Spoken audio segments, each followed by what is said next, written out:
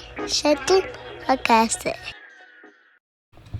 And we're back. I'm here with Freddy, as always. What's up, Freddy? What's up, Chris? How you guys doing today? We're doing good up in here. Today, Freddy, we got a special guest. Why don't you introduce his guest? I know you know him more than I do. Yes, this is one of my good friends. We used to work together at an old place. And boy, Nick. What's up? How's everyone doing? How you guys doing tonight? Pretty good, bro. Good, man. Happy to be here. Happy to be alive. Happy to being able to share some good smoke with some good friends. First of all, I just want to thank you for coming here tonight. I know Chris has been telling me that you got some stuff to take off your chest that you want to just let us know. Hopefully, I don't know what it is. We're gonna find out pretty soon here. So hopefully, someone listens to this and if they go through the same things you go through or something similar, I hope this whatever you're gonna say helps them out.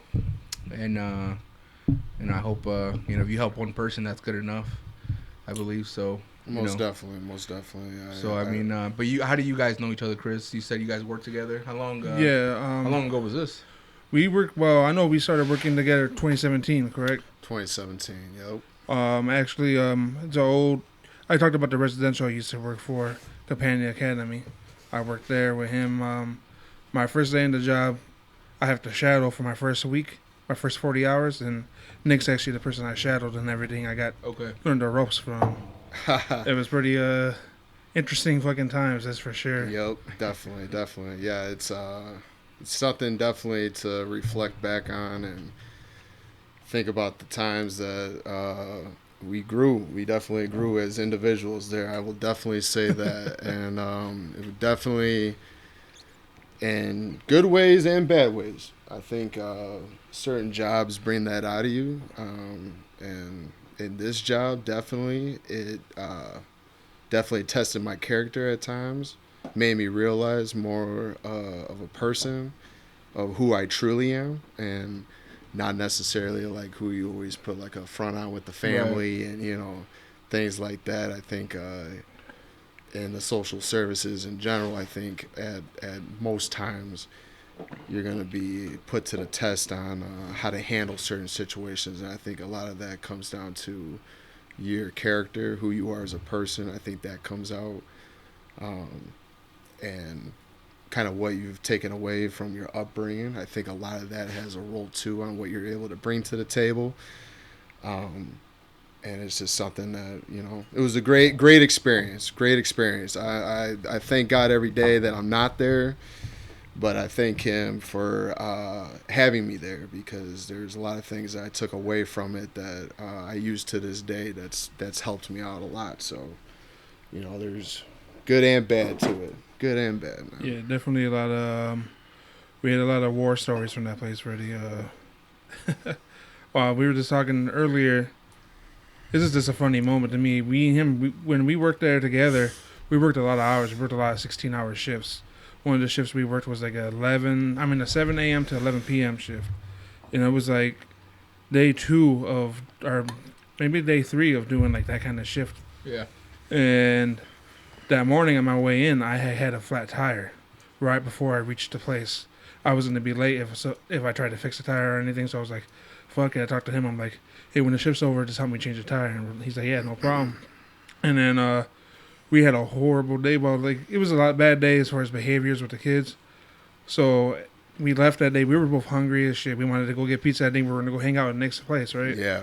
We were going to hang out, drink, eat pizza, and so we're in the parking lot, like 12 a.m., fixing my flat. I hear some rustling, like some like pitter-patter. And we have like a whole wooded area back there. Oh. And I hear something, and I'm like, oh, this is like deer or a squirrel or something. And then, so at that place we hear codes, and code R meant like a runner. So you just hear on the intercom, code R towards the woods. And damn. I'm like, yeah. Damn, Nick, that was a kid. So we're out here in the woods walking around with our flashlights out and stuff, and we're like, man, we just want to get out of here, man. We already break 16. We don't even need to be doing this. Were you guys on the clock at that time? Or? No, we. I wish. Yeah, no, we were clocked out at that time, and really, if we didn't do a 16 and we just hit like that 3 to 11, I think you and I would have been like, all right, let's go punch these numbers in and go on a little hunt for another, a few hours. And, so were you guys and kind of required milk to it. do that even though you're off the clock? We just made it look good. Yeah, right, But yeah. I'd have been like, we didn't find "Cool, hope anybody. you guys catch that kid, I'm going. Yeah, right. See No, you the next day, whatever. for sure. I think we had we might have had some type of flashlights in the car or something like that, and I was like, hey man, let's go just take a little look, because those are the times that if you grab one of them, you don't hold their hand coming back to the place. You kind of like give them a little something to get a little bit more motivated to not do that shit again when we're out there, So it was it's like one of those times you're like, damn it, but let's go take a little look-see here and check this place out. But so. I guess I could tell I was out of it because a couple months later, one of the kids that ran was like, hey, Mr. Chris, I have something to tell you. I'm like, what? And he's like, remember that day me and I forgot the other kid, me and so-and-so ran away? And I was like, yeah, through the woods. I was out there. And he was like, yeah, you and Mr. Nick went through the woods. You shined your flashlight right in my face and didn't even know it. So I'm like, damn, you must have been hiding good. And he goes, I was just in the bush. He goes, you put it, see me. I'm like, thinking in my head, I must have been tired and just thinking about that pizza or something, my big ass. You flashed the whole thing. You had his face, the whole body. There was no second guessing there. So did you guys, was it like a regular thing that you guys work 16 hours or? At that time, there was a lot of overtime. There was short. Very short. We went through... when Chris came in, I was probably halfway through my time there. I was there for about a year and a half. I would say so. I think about a year and a half, which I'd like to say, if you've been at that place for a year, you're doing something, and that can mean a lot of things. Right. That can mean you're good at your job. That can mean you're sneaky. That can mean you're very caring and you're knowledgeable in how to move, and that kind of reflects back to kind of who you are as a person. I think in times like knowing how to move, how to be street smart in what you're doing, and the approach that they took many years back is they hire the right people for the job. I think even regardless of your background, how you might look in that type of way, and when I say look in that type of way, we're facing facts and on color of your skin. So they looked past that. They looked more into the character and what you were going to bring to the table. They really chose their team wisely. And again, let me kind of backtrail here. The Compania's been around. I want to say they opened up in the 60s or 70s. Okay. And they've always been located in Cherville. I grew up in Hammond, actually right down the street from Purdue Cal, till I was about four or five. And then my family transitioned into Cherville, and we actually lived right across the street from Campania, And I used to always remember, like, if I was acting up and being a fool, my mom would be like, hey, you're one stop away. I got a phone call here, blah, blah, blah. And it always put some type of fear in me. That's something we're going to touch on later in behavioral health. It was definitely a fear of going somewhere to get things done. So that was always instilled in me to kind of keep me on the right track. We'd all been through some times where we were trying to find ourselves, and we're dabbing into a few different things and getting a little into trouble. That's just part of growing up and shit. Right. And but I always just like, okay, yeah, she's gonna let me know what's up. And my mom was gangster about everything, man, as far as how she hustles, how she handles business, and how she handles me, Right. So there was never any codes or anything like that. I never heard that, Chris, right? Oh, so okay. they had intercom systems there, but I never heard a code there. And I'm like, man, this place can't be that bad. I'm like, man, I'm growing up now. I'm probably like a junior in high school at this time. And I was like, I'd like to do some type of volunteer work. I had a baseball coach, Rich Bafia, man. For anyone that's listening out to this, if you know this man, then you know what's up. This guy was a hitting instructor in Cherville, Indiana, but he worked with the Cubs. And he was heavily involved with the Cubs for many years. He played minor league baseball, never made it to the big times, but when he came back home, he dumped it into a lot of facilities. And he was my hitting coach. He actually turned around my swing, and so I used to go to him when I was younger. So he used to always bring this up, Compania, and that was another way I knew about this place. So as time went on, this Rich Bafia did a lot of volunteer work at Compania, and I used to always remember him talking about stories about this place, and him working with these kids, and they were rough, but we developed them into men, and to leave there and progress and to be a good person.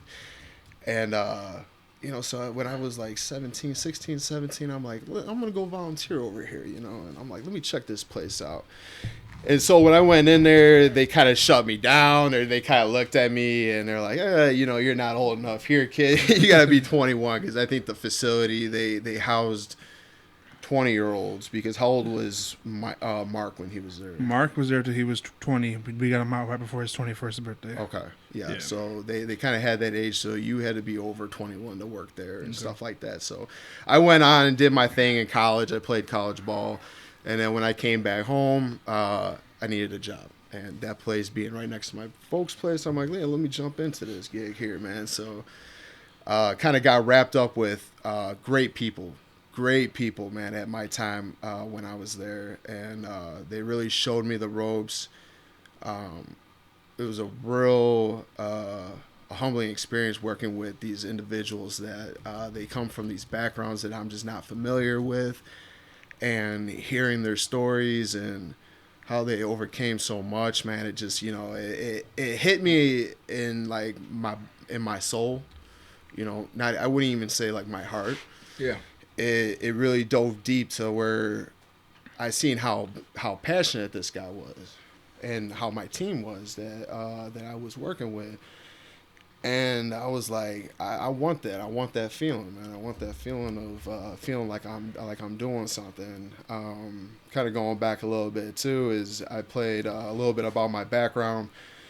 I graduated Lake Central High School in 2011. I played college football at DuPage in Glen Ellen, Illinois, which was a JUCO. We were actually the non-scholarship national championship, so I have a piece to kind of show that and be proud of that. And during my time there, I was exposed to diversity.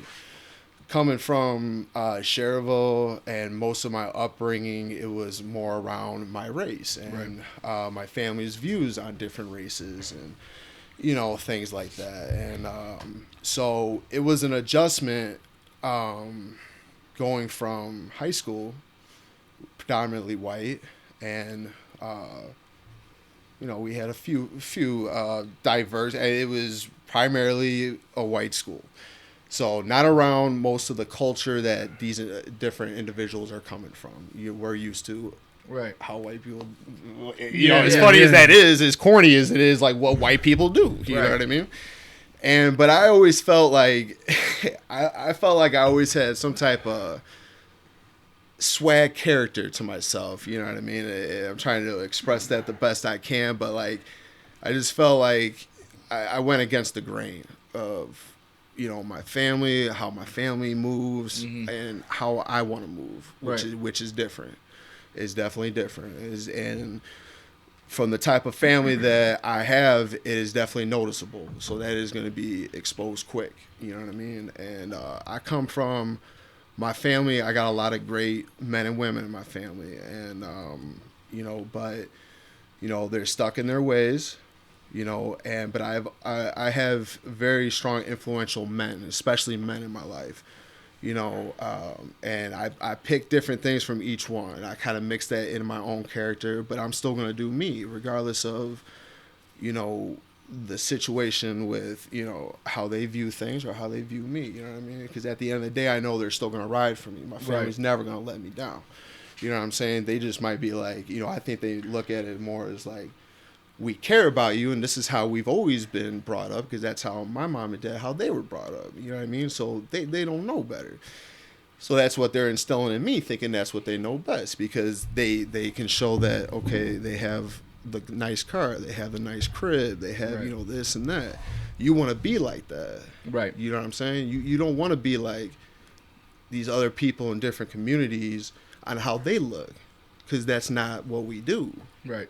You know what I'm saying? And that idea became more of more instilled as like, okay, so if you got the nice house and you got the nice car, you must be in a white family. You must be in a white family. So that's what I knew. So now when I'm driving through, when I was younger, now I'm talking about, I'd drive through and I'd go in these different communities and I'd be like, man, what the fuck? Like, this person not on my level. I'm gonna keep it moving. Right. But I don't know that person.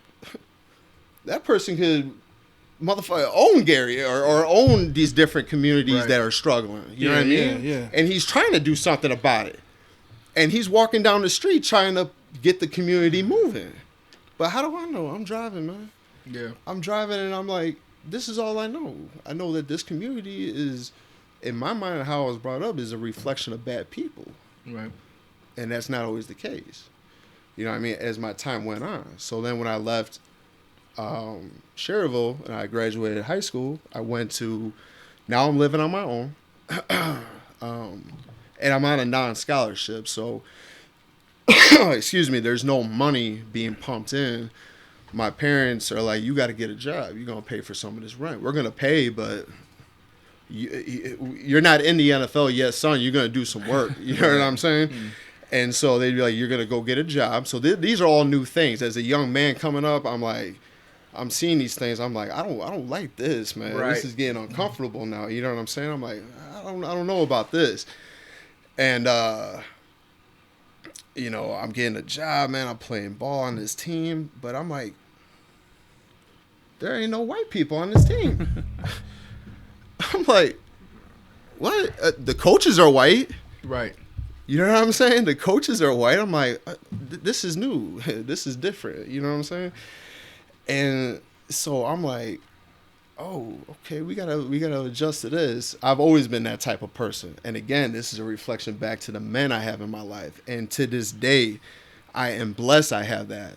Because I'm the type of motherfucker. I'm sorry if can we cuss on this? Oh, yeah. Okay. I don't know if times have changed. I know you guys went through that one season, and I'm like, this next season there could be some changes. We gonna get with that with work too. There's a lot of changes day to day. It might get worse.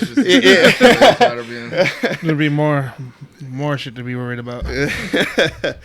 And so I'm like, okay, cool. The coaches are white. Okay, all right. This is gonna be new. This is definitely gonna be different. Then my roommates, because they don't have dorms at College of DuPage, they got apartment complexes all around in the area to get the kids. And if you're out of town, DuPage is a very well-known junior college for all sports. And at the time, I was blessed to be able to be on the team that we were at that era. We were good in football. From 2010, damn near all the way up to now. You know what I mean? So they have a very, very strong tradition of their athletes. So we had a huge apartment complexes that accommodated really to just the athletes. You know what I mean? Because a lot of people that went to school as a student, you lived in the community. Right. So I'm like, okay. So now I'm living in this apartment. I'm like, damn, cool. Okay, I got this apartment, but I got all African Americans in my room. I'm like, this is wrong. We gotta switch this up. I don't get this, man. Yeah. I'm not understanding this right now. I got to live with them. My roommate is my best friend to this day. If I got a call right now, we gonna have to cut this right now. Right. And he lives all the way in Gilbert, Illinois. Are you familiar with Gilbert? I do not know. What Exactly. It's that far away, brother. Yeah. You know what I'm saying? So I'm gonna drop that phone and I'm gone. Yeah. But there was a lot that I had to learn as an individual to get to that point where now I look at him as you're my brother. You know what I mean?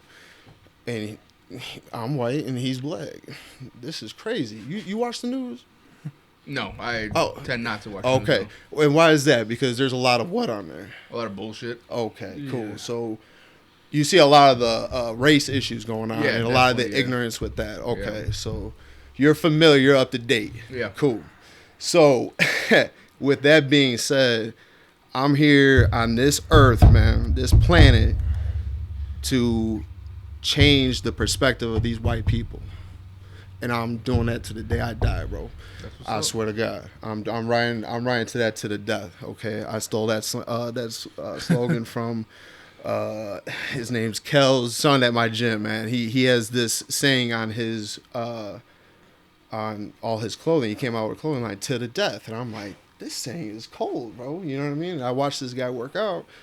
And this guy goes literally to the death, man. I'm like, you gonna make it out of here? You're too big. I'd like to help you. You know what I'm saying? But, and I'm using that saying because it's true, and I'm gonna do that because of the importance of working at Campania, going to COD, because that tested my character. I got out of my comfort zone, and there was a lot that came from that shit. Going back to that, I had to live with these individuals, and it got rocky because I'm the type that I'm the alpha. I'm the alpha male. I don't give a damn who you are. Right. You know what I'm saying? And a lot of that is a huge ego thing that I now had to put in check. You know what I'm saying? Because as it shows on every day, people are getting killed for that shit. You know what I'm saying? And we got to change sometimes our approach and how we got to move as individuals. Right. With that being said, that experience of living with these roommates, man, it definitely made me a better person, made me more understanding. And what else was cool about that is they understood me. You know what I mean? We got on that level where it wasn't like, you know, I got to just figure you out. They're figuring me out. Yeah, right? Yeah. So they're like, damn, Nick, you're the first white boy I've seen that I've even been this close with right now. Right. And cool, you know what I'm saying? And so we got to chopping it up and being cool. And so he learned more about my people, meaning whites. Right. And I hope people listen, don't take offense. So when I say you people, me people, you know, we all know where we're getting at with what we're talking about. But fuck them. Yeah, you know how it is. Right. How it is, but fuck it. And so I did my 2 years there. Graduated there, and then I went to Georgetown in Kentucky. I played NAIA ball in Kentucky, a little town right outside Lexington, man. At this time, it was like 2013. They had that Bulldog mascot, right? That's them, the Georgetown? Tigers. Oh, that's, okay. I'm thinking Tigers. about the different things. I didn't know it's a football team. I think I'm thinking about the Georgetown. I got a Bulldog, but whatever. Keep going. Yeah, because they got the Georgetown, and every time I always have to catch people, but I let it ride out because Georgetown and the big school, the Ivy League school. That's probably what I'm thinking. Yeah. Okay. So when people are like, "Damn, George," I'm like, "Yeah." I'm like, "Yeah." Little George, not big George. Right? No, I don't even go that far. I'm gonna let you figure it out how many Georgetowns there are in this country, and so so I just let it ride out. But then I'm like. Oh, and then when they keep talking too high on me, I'm like, okay, we got to settle this down. Okay, it's a little school out here in Kentucky, where the teachers are making moonshine, okay, in their backyards and stuff. That's the type of school I ended up going to. Yeah. So many different changes in my life, man. I mean, it goes from like one extreme to the next. I go to DuPage, and now let me take that back too, because like with the recruiting process, DuPage, when people are thinking like damn, there's, you know, because it's a nice area, it's a real nice area, but there was a lot of recruiting in like, you know, the west side of, you know, Chicago, south side. I mean, I was with some real rough dudes, man, that have stories that they can just write books for days, brother. Right. You know what I'm saying? And I like that. Because I like being around people that are trying to better themselves and they got such a grind to them, bro. It's like one of those things that I miss it to this day. It's not even the fact of playing the game. It's just the fact of being around these type of people that I just like. I grew a strong love for, man. I grew a strong love to seeing that work ethic. And being at that school, man, I played with 3 guys that are now in the NFL. And it's just cool watching them. You know, when they say, who's your favorite team and stuff like that. You know, I like the Bears. You know, don't get me wrong, man. I'm going for Chicago. But I got different guys I'm watching hustling in the league. Yeah, in the league, bro. I'm like watching people, and I'm like, you know, and now, granted, they're not the ones on ESPN with all these commercials and shit. Right. Don't get me wrong. I don't know those type of athletes, but I know the type of athlete that made it to the NFL, and yeah, he might get a couple plays a day, but you know what? That money just put his family up in a beautiful crib.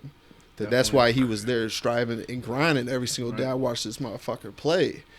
Plus, really, the way things work, he beat the odds, really, you know what I mean? Right. Yeah. Yeah, just imagine how many kids want to go to the NFL that come from not only, you know, the Midwest or Chicago, those inner cities, but all over the country. Yeah, big you know time. What I'm saying? They're going against like some really good talents. It's like hitting the lottery, yeah. Yeah. You know what I'm saying? So that's a good thing for them. Yeah. And not get paid, bro. Yeah. There's a lot of people out here at junior colleges. That's why I said non-scholarship, because we were the number 1 non-scholarship national championships. We were ranked number 6 in the country. So with people that are getting paid to go to school. And when I say that, if people aren't familiar with when I say junior college, JUCOs, things like that, just go to Netflix and turn on that Last Chance U.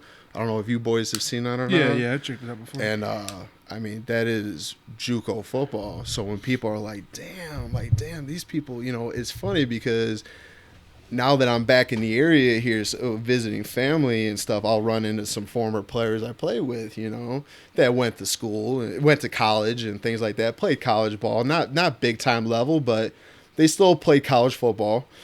And I ran into them and they're like, damn, bro, I saw Last Chance U, you know.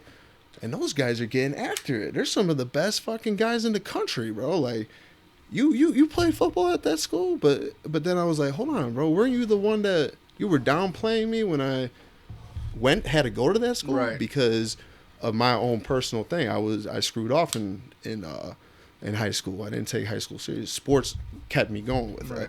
And I'm going to get to my point with that, why I keep reflecting back to being an athlete and stuff.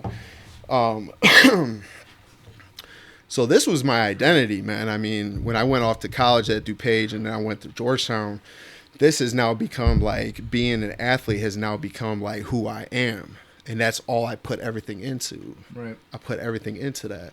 And what came from that was not looking at race, being accountable for all my actions, knowing how to communicate and work well with people. Communicating and being accountable are fucking huge, man. Yeah. That now I just realize in my life now it's huge every fucking day, man. Every time I wake up out of the bed, I got to be accountable for something. You know what I'm saying? Got to be accountable. So I kind of that's what I took in with that. And then when I ended up going to Georgetown, I tore my ACL.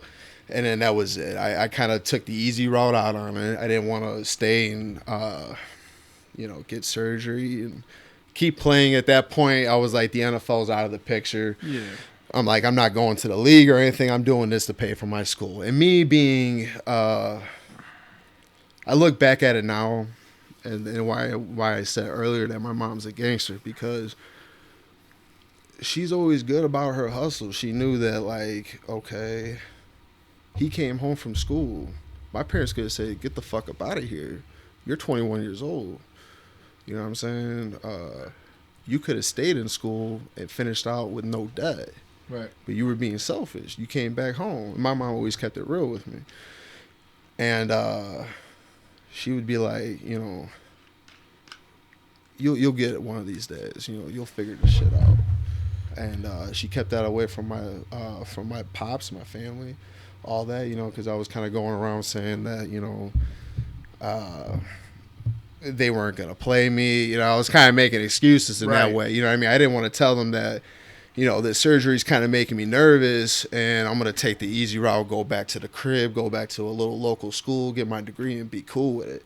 But instead, anything could have came from recovering from that injury, coming back and finishing up school. And maybe I would have been able to be a coach there and stuff like that, wherever. But,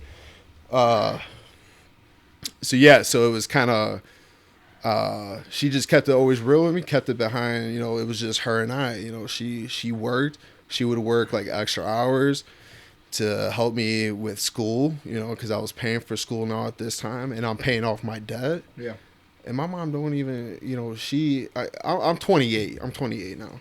I've been working on my debt, like with the schools and stuff like that, But my mom would be like, she always like hit me up, like, you good? You good with money?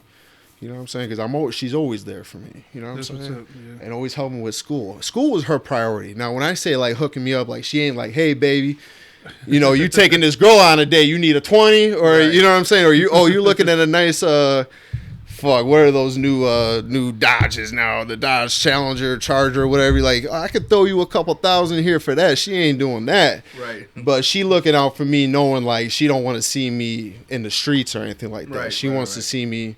Like, okay, I can help you out here and there for your schooling, because schooling to her was very, very important. She always kept it real with me about it. And she never, always kept her loyalty. That was always huge. And we're going to get to that about him and I working together. My mom was always loyal to me, man. And so I got all these blessed people around me. You know what I'm saying? I'm blessed, but I'm not taking it. I'm like, cool. That's how everyone's family is, man. Right. You know what I'm saying? I'm like, cool. So they're just, I'm thinking everyone's got a mom and dad. So I go to Companion. I'm working with a guy that, his mom and dad were killed. They were murdered in front of him. In front of him. Bro, he was raised he was in like these other facilities, kind of like Companion, bro. And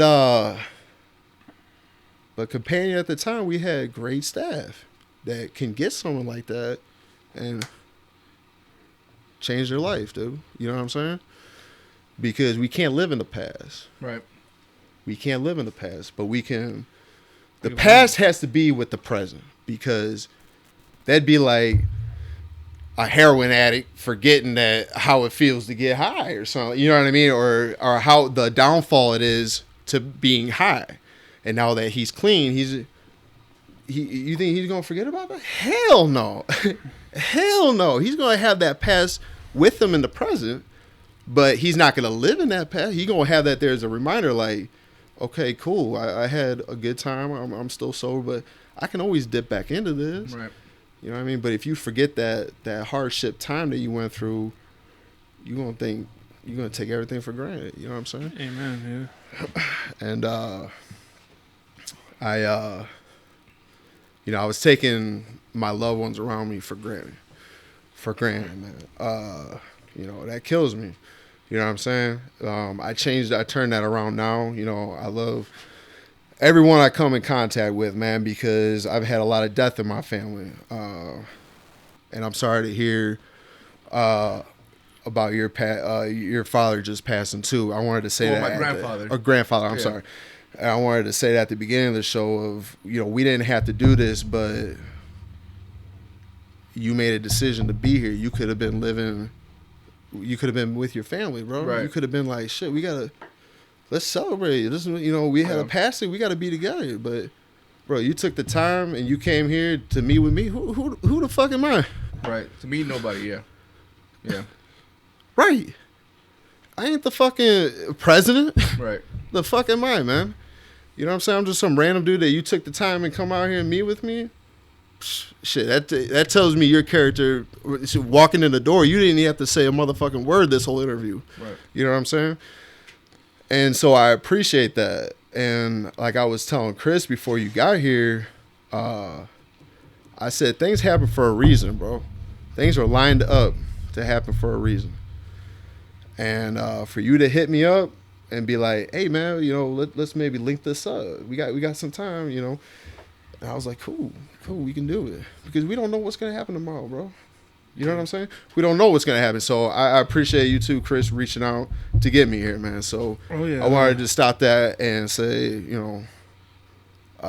sorry for your loss, dude. Thanks, so man. hope you and your family. I do want to touch well. upon a couple of things before we keep going. It's funny that how you were saying, you were raised, because obviously you're Caucasian male. Oh. You were raised in the time where predominantly, well, share of us probably still mostly Caucasian.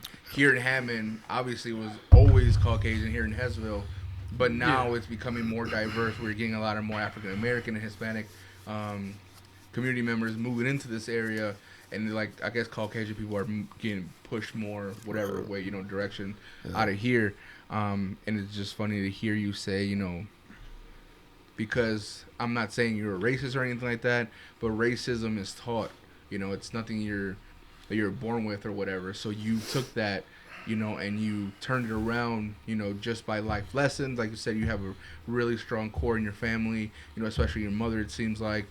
And, you taking all that stuff, going into DuPage College and seeing dude, why am I even, with these people, speaking about African-American kids that were, at the school with you, where I'm taking that from, I take that as, for me, I grew up in the south side of Chicago, so I grew up in predominantly Hispanic, half Hispanic and mostly Hispanic and African American. Maybe there was a sprinkle of white people here and there, but predominantly everything was Hispanic and black. Right. And then I moved to East Chicago where everything was Hispanic and black, and I still live around here where it's more Hispanic and black. And growing up as a kid, living around a lot of gangs and a lot of shootings and a lot of sirens every night, that's where I got accustomed to. So at night is, if I didn't hear a siren, if I didn't hear shooting or something, it was weird to me. Right. Moving here to Indiana, I had no idea what the fuck Indiana was. I knew Indiana existed. Right. I had no idea what the fuck East Chicago Hammond was, ever in my life, And going to these, predominantly white spots like Cherville, Maryville, now I'm used to it. Right. But before, going to Holbrook and everything else, I always looked over my shoulder more.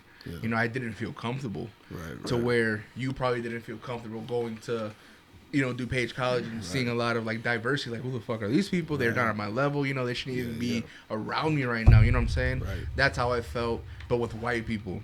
See what I'm saying? Yep. And I took that to heart, when you said that, because I felt that, being around a lot of white people. I was not scared, but just on my toes more, which sounds weird because they weren't out to get me. Right. No one's really out to get you, but just coming from a hood like Chicago, living in the hood now where there's still shootings around me and shit like that, I take comfort into that a little bit. It might sound weird to a lot of people because, there's people out there that still might be in the shoes that you were in before you went to that college, where you felt like if that person had a nice car and a nice house, they were white regardless. Right. See what I'm saying? Yeah. But in my situation, if you had a nice car and a nice house, that was danger. Yeah. You know what I'm saying? Yeah. Yeah. So that's that's crazy.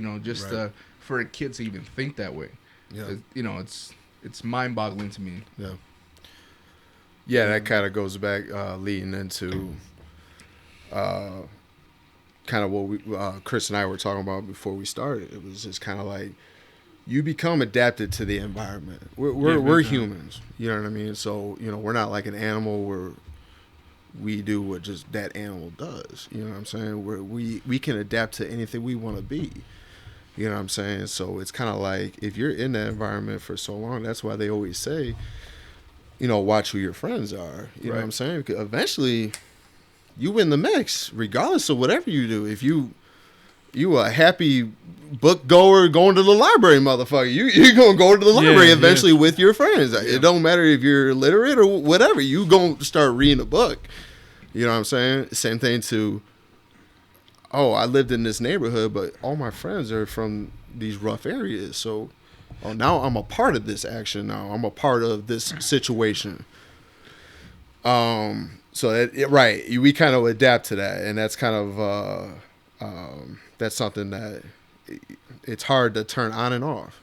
It just is. Same thing with working. the type of individuals we were dealing with, regardless of what people want to say or not, we were dealing with animalistic lifestyle kids. Yeah, And I big say time. kids, I don't want to say anything else because they're kids. They don't know better. They were like, they're like me. I don't want to say their situation is like me, but their mindset is going towards, I'm a kid, I'm figuring out who I am. This is what I'm displaying. You know what I'm saying? And so they're figuring out. So that can cause a lot of mess because you're in a mix of all these kids with all different problems. They're not. Well, yeah, because they would where we worked, like the unit that me and Nick worked on. Mm-hmm. You would have a kid who was, would have like, was it Asperger's, autism. Yeah. But then you have a kid that just came from LCJC, a kid that was like, into the gang life and stuff like that. Those two is like vinegar and oil. I mean, what, oil and water, you know what I mean? Yeah, Like, yeah. It just don't mix. So it's like, yeah.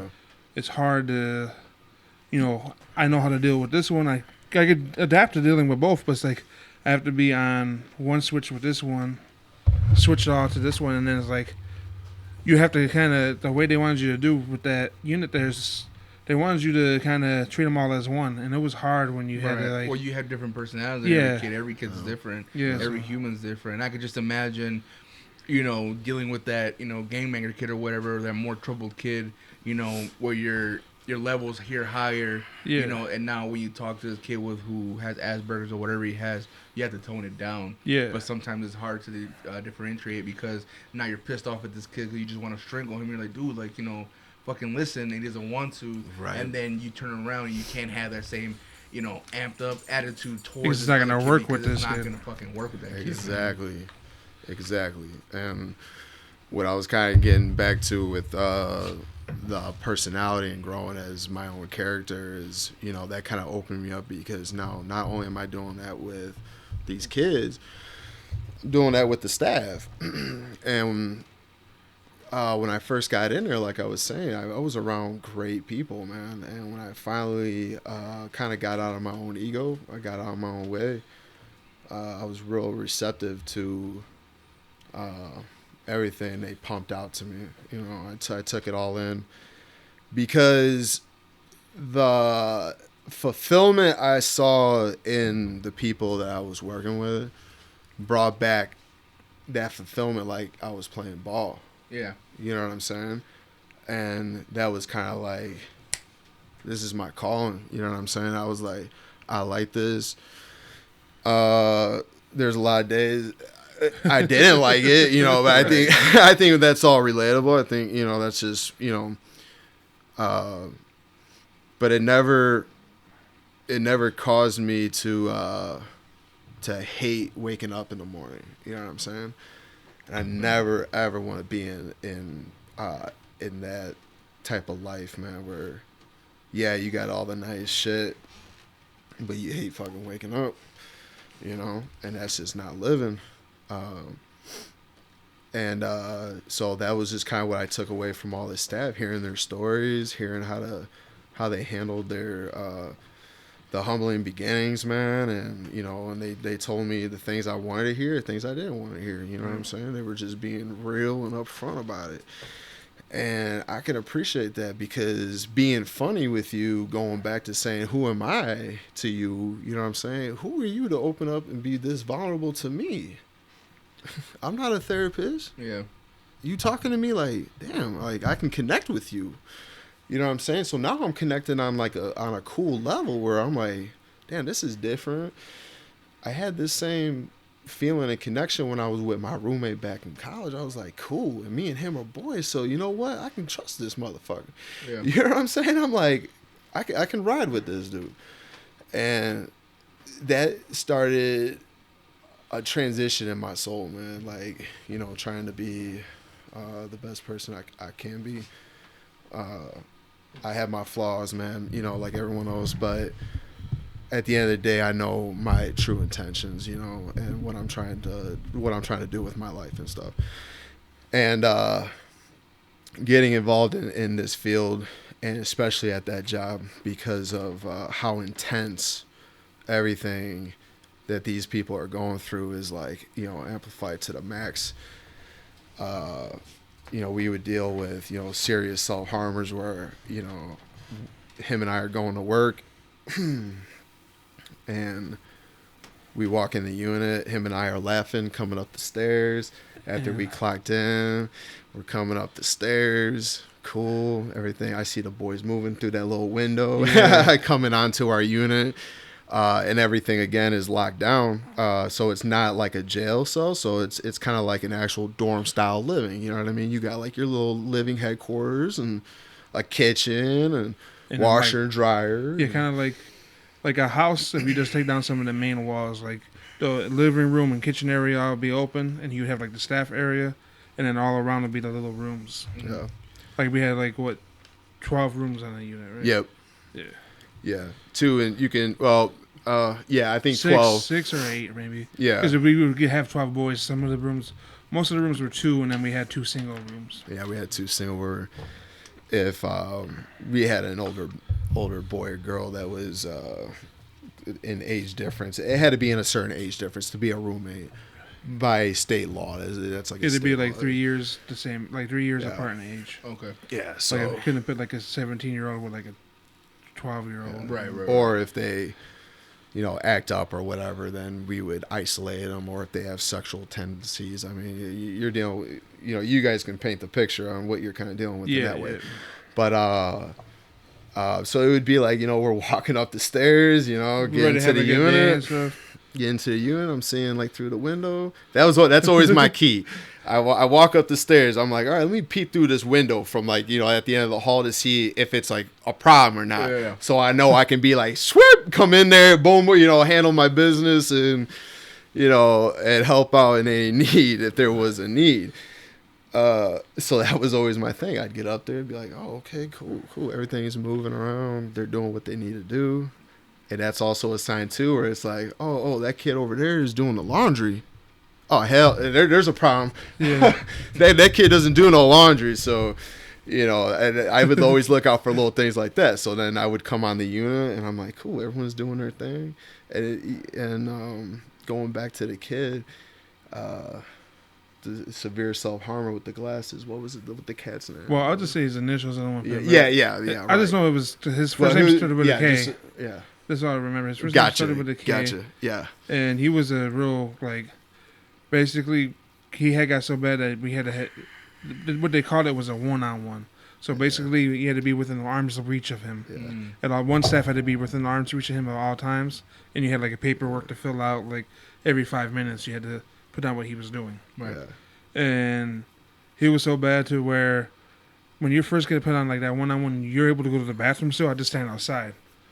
But he was so bad to where I think one time he got in there and he tried to strangle himself with his socks in the bathroom. Yeah. Damn. He had these like tube socks. I was working that day. It was yeah, you had to bust through the door, bathroom door, right? Evan was working, yeah. And we were watching. We had to get in there, and normally like on the one-on-ones, like it's not like if you're standing in the door frame for the bathroom. There's like a stall, which why would you ever put that in in a residential treatment? Because if we have situations where we have to spy you, it needs to be accessible for the staff, right? That's the clue number one that I realized when I started working there. Like, that does not seem right there. So that's a way that they can, work something out in case something happens to the kid. They can say, the staff was there to wash. That's on the staff. So now you're canned for... I'm standing in the doorway. I'm hearing him using the bathroom. Yeah. But he's got a sock tied around his neck. How am I supposed to know? You know what I'm saying? Like, the stall door is closed, locked. So yeah, I'm like, how are we supposed to? So we had to, dive underneath there and get the kid and everything like that. So, yeah, it was just, so coming into work, what I was getting at is with the name, right? I was just thinking, he'd come up to me, all as friendly as could be, like, hey, Mr. Nick, I'm going to kill myself today, like in an hour. If you can call my mom, let my mom know what's kind of going on, things like that, cool. I appreciate it, man. Thanks. All right. Yeah. I'm going to keep it moving. Like, wow, okay. And now at this time here, I've already been at the facility for a little bit of time where I'm like, okay, we need to address this. I reacted just like normal, you know what I mean? Because these kids will do things just to get your attention. They'll say different things, but when you're an experienced staff, if they do say things like that, you know, and if they try to put it where they're joking, you know, you don't necessarily always feed into that. You kind of play it off to the side, but you got your eye on them. You're like, when you're noticing their tendencies and what they're doing and things like that. And so, I've had that happen all the time. You come on the unit, man, and there's either a full-out riot breaking out on the unit. You're seeing police in there spraying people down. You're seeing staff, you know, fighting, you know, and, you know, you're seeing them. We're getting down. Again, like, people can't get this twisted. We're dealing with animalistic lifestyle people. He just mentioned we had a former gang member on our unit. The mom, the family comes up, visits him. This man had something in his room. He had a shank in his room. Dude, I'm at a residential facility. Yeah. People are thinking that these places are like, you know, you got a nurse coming in, checking on you. Oh, Johnny, are you okay over here? You know, no, man. This cop that arrested this person takes them to a jail, drops them off. They go through intake. That's all they deal with them. Throw this kid in a cell. Yeah. Cool, okay. That's all you're dealing with. I'm talking about the fucking jail can't hold this kid. Yeah. And I'm not bullshitting. We were just talking about this before. I'm the individual. He knows who I'm talking about. He knows exactly who I'm talking about. The fucking jail can't hold. So we're gonna take him? Yeah. This is the type of facility I'm talking about, man. This is the problem.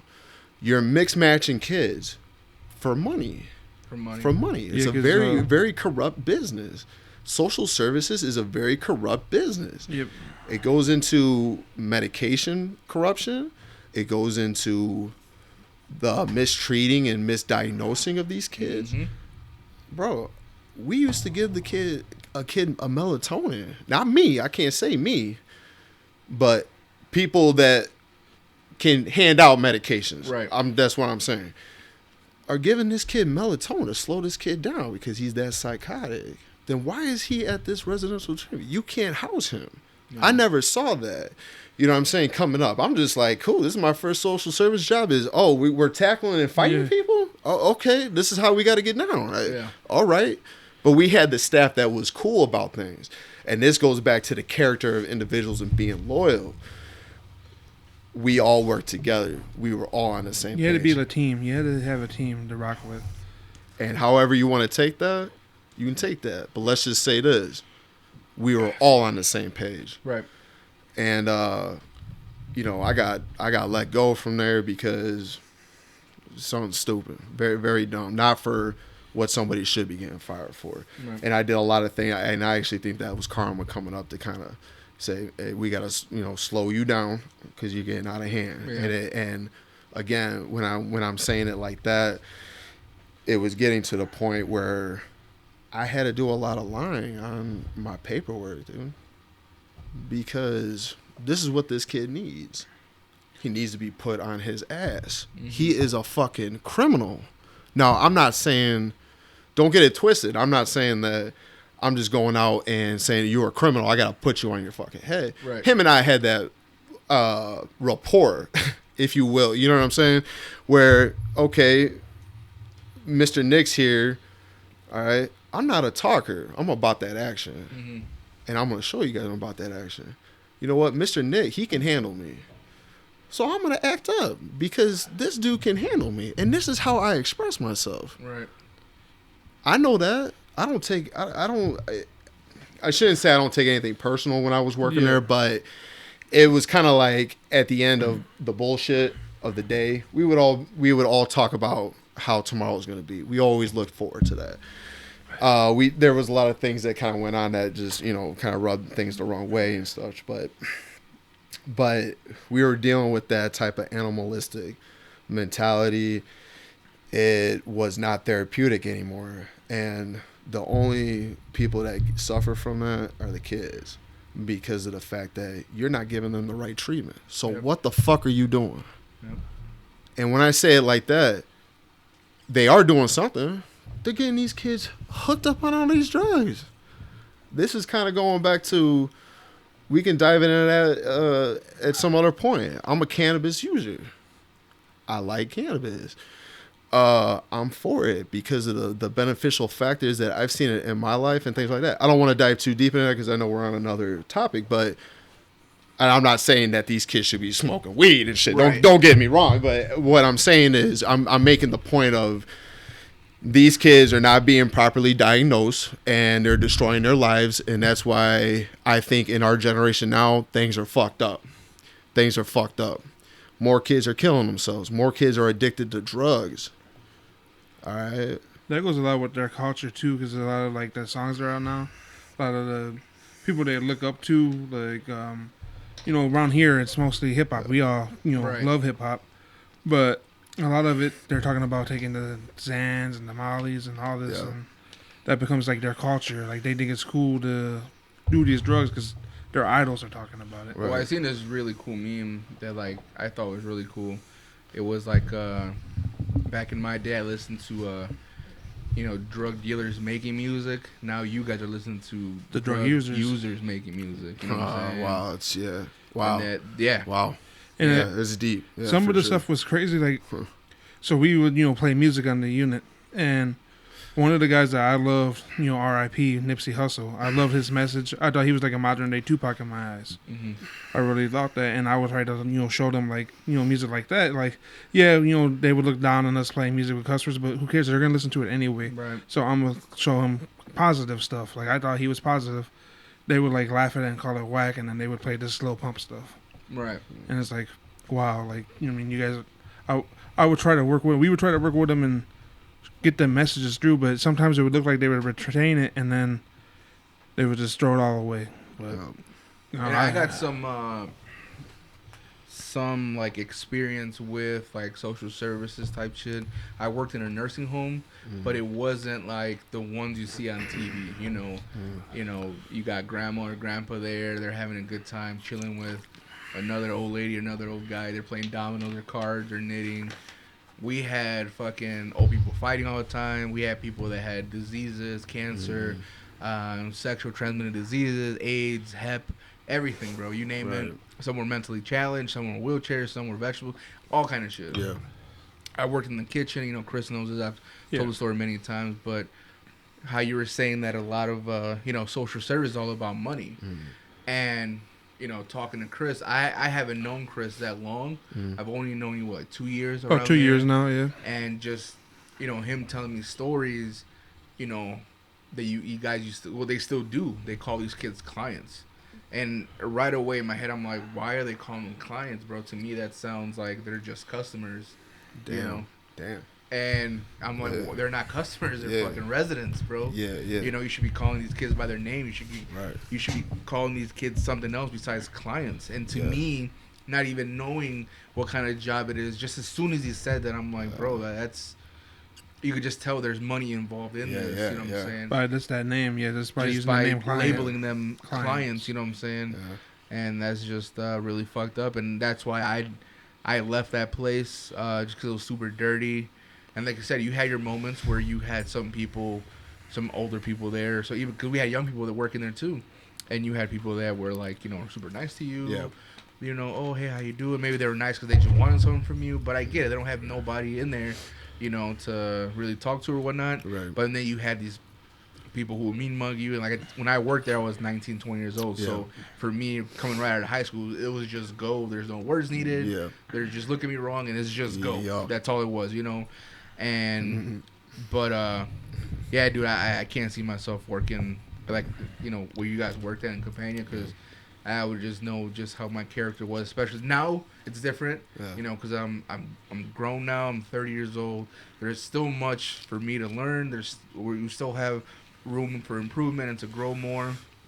But just working in that place, man, just like the stuff that, I've heard so far, just like Chris and you coming here telling us, like, situation like that, man, there's no way I could work at a place like that. It's a lot of it was heartbreaking, too. A lot of the kids, like... Yeah, man, I've heard, Yeah. I don't know, did he work with Dorian? Yeah, you know Dorian. Yeah, Right? yep. And it's funny, dude. This is so crazy how small this fucking world really is, man.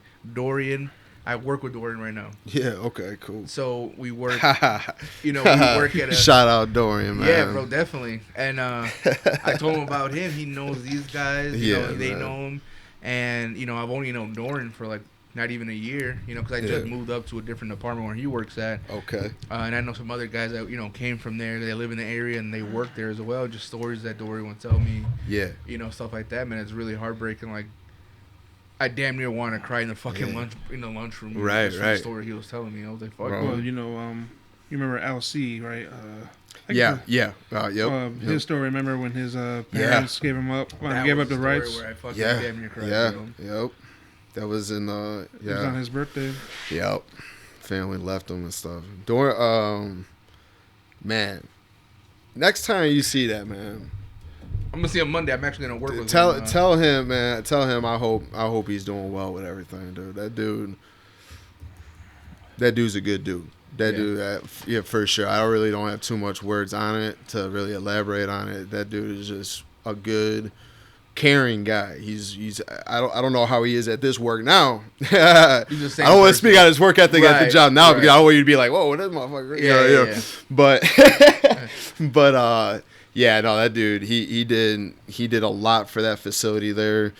If he believes it, or knowing him, he's a humbling guy, so I know he wouldn't even say nothing like that. But coming from an outsider in, and for you already hearing a little bit of my background, I can appreciate someone like that. You know what I mean? Because I looked up to him, and I looked up to another guy that his name Eric, at the facility, and Chris knows who I'm talking about. Now, Mr. E, right? Yeah. So was he?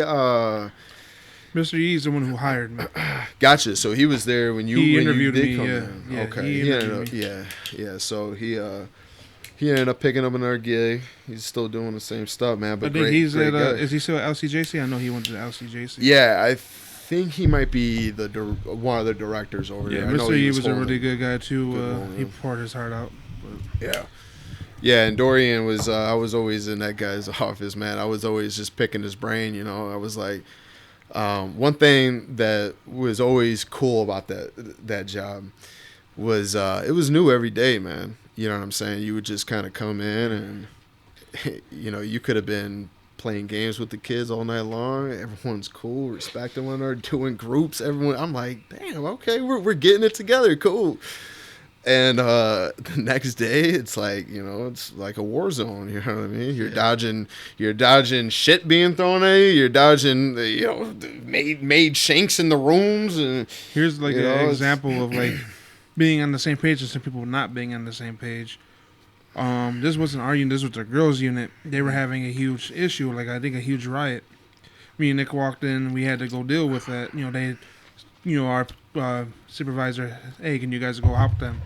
We get down there, huge riot going on. We just got everything settled. Like things are still like everybody's in their room, but they're still like ready to go again. And then here comes she was the head therapist at the time. She walks in and goes, "All right, it's time for my therapist group." And we're like, you can expect these girls to do it. They're ready to riot. Oh, That's right. Now I was remembering. There were so many stories, bro. Oh, yeah. I just remember. I'm like, yep. I remember that like, one. how you expect to, what I mean? They're just on kill mode, and you're expecting to all get together right now and do a kumbaya group right now. Yep. Yeah. It was. That's just different people, man. And then going back to now that talking about Dorian and stuff. They just changed their excuse me. They just changed their direction. They ended up letting go a lot of the. I can just consider OGs because they were they were gangsters in there, man. They were some real down to earth, cool, about that life type people, man. Yeah. And the people, they were just getting let go, on like the smallest things, and I'm not really I'm not really catching what they're doing wrong. I'm like, why are these people leaving? Because the only way I knew that, this was also a very large place. So when I'm seeing like people I haven't seen in a while, we're not always going to run into a lot of the staff. I mean, it's spread out on a big property out there and stuff like that. So they got a lot of housing units out there. Chris and I worked more in our locked, secured facilities. So we dealt with, I consider probably the worst that they're going to bring there to keep. Yeah, because we have more of the behavioral. Yeah, they might be on like a high elopement risk, and a lot of the other units that they had on the facility, they were kind of like open and go because you earned to get to that phase or whatever in your program, or you can walk to the store or get a job. I mean, they were even giving these kids jobs and stuff. Yeah, once you would start out on our unit, the kids would start out on our unit, and then if they did really good there and got to, like, we had 4 different phases. If they got to the phase 3 and they proved themselves, they would go down to one of the colleges, and that's where you would, like you said, you'd be able to get yourself a job, start becoming a more member of society, and have more free range, able to walk by yourself and stuff, improve yourself. But it's for sure. So they made that. That was again like halfway into my time there. We had a lot of great staff, great people. Unfortunately, they either moved on or they got let go. And then the new swing of people that came in just had zero experience. And again, I got hired in with zero experience. So I'm like, okay, they don't have experience coming in, and you're not looking at them any different. Right. But you're like, you can kind of tell people, man. If you're street smart and you know what I'm saying, you can look at someone and know you kind of have a little bit of an idea. You know what I'm saying? Like what they're a little bit about, how they move, talk, things like that. Are they talking the lingo on knowing like, what we're talking about, or, or are they just kind of way off and not knowing, and being, both of us were leads at some point in time in our time there. And what a lead is kind of like a supervisor of that unit. So I always took, pride in like having my team set, and I took this game very serious. I took this career very, very serious because I wanted to do this. I was passionate about it. So I was like, man, I'm into this. I'm getting the meetings ready. And this always goes back to Dorian. I used to always go holler at Dorian. I used to always holler at this guy, Mr. E, in our facility, man. 2 guys that have been there for a long period of time. So they've seen a lot. I'd always be like, man, how should I run this meeting? How should I do this and do that? And they always gave me that guidance to show me the right way. So I would develop my team and things like that. But now I got a new person here. This person, you can just tell they don't have like any sense of like what we're about to get ourselves into. You know what I'm saying? And it's just, and it's very, very dangerous. We had a staff there that, got... Well, Steve, this staff, because the way the leads work, they went by shifts. Okay. We were both like day shift leads. And then you had evening shift, and this guy he's talking about came in. They hired him off the street as an evening shift, so 3 to 11 shift lead. So this guy had no experience, and he was a lead already? I heard he was a leader. So they thought he had experience because he was like recommended. Okay. And then when he came in, I'll just say I don't think he was the right fit for our unit. Right. Because he looked and talked like Ned Flanders from the 70s. Yeah. So he cared about kids, and he wanted to help, but the type of individuals we were working with, it wasn't for his setting. Right. You know what I mean? Yeah. At one point, like I said, I'm not gonna name his name because I don't want to do him like that. But I remember at one point there was these one of the kids was talking about the kid that was a game banger at one point. Yeah. This kid made that staff member cry, and this guy's supposed to be a grown ass man. Yeah. He was like probably in his late 30s, and he was like a 17-year-old made him cry. Damn. And it's like, I kind of told Nick, I was like, so-and-so cried. This shift's going to be bad because it's over with now. They know they could get to him now. You know what I mean? Like, once you show your weakness, they know they got you. Well, it's like a jail, basically. Yeah. You got those guards who have no-nonsense guards, and inmates know, okay, yeah, you don't fuck with that guy. Like, he knows what it is. Yeah. And then you have this, new fish comes in, looks tough, and then they try you. They're gonna try you. Oh yeah. And then they tried him, and he failed. So now they're like, all right, that's the guy that, you know what I'm saying? Yeah. So I was like, oh man, I remember like why did I agree to come into this shift today? Because now it's Yeah. gonna be hectic. Yeah, now you gotta work. Yeah, Damn. double time. So saying okay. So you said your parents raised you obviously some way in the way they wanted to raise you. Yeah. You know, you grew up in an all white neighborhood and all white town basically. Right. So so when you said that when you went to the college, to your Yeah. first college DuPage, Yeah. and you saw the diversity and you know felt some type of way, Yeah. are they still the same? What does it matter if they're still the same or not? But were they the same how you were before you went to that college? Me asking this because I want to know if like once you became friends, because like okay, so let's say you have, you know, whatever family, white, black, whatever they're, and there's like, you know, don't hang around these people because they're no good for Right. you. You know, they have nothing to offer you. Yeah. You're better than them. Right. Right. And if that son or daughter, knowing that, were still to bring, let's say, like a black friend, a white friend, a I see Hispanic what friend you're saying. over, or they knew, they were like, "What the fuck are you doing?" You know what I'm saying? Yeah. Did they have like any talks with you? Kind of be like, you know, what are you doing? Like, are you sure about this? Stuff like that. With relationships, Okay. meaning girlfriend, things Okay. like that, I can bring my boys around, and they're cool with it. And they allow it in their house, so they obviously have to be cool because my parents are the type that get the fuck out. Right. You know what I'm saying? So they care enough about that they raise a man to know street smart and know who I'm gonna bring around me. They're cool with my boys. But girls, that's a different story. It's different. It's different. And I don't know why. I really can't answer that. I really don't. Because they never told me. You know what I'm saying? Right. They never really expressed like, you know, why can't you date a black girl or bring a black girl home, regardless of her character. But if I'm having anyone around me, it's good character. Right. You know what I'm saying? I'm never really at this stage of the game for sure. At my age, I'm definitely not being around people that are gonna bring my character down. I'm just not. Otherwise, I'll be one lonely motherfucker. Right. Because I ain't gonna have that. But yeah, I don't know, man. I can't answer that. Yeah, but it's with women though. It's with women that it's like more questionable. Right. Like, you know, in that type of way. I mean, I think there's like I said, there's different, you know, types of people out there, different types of parents out there. Like, you know, all my family Hispanic.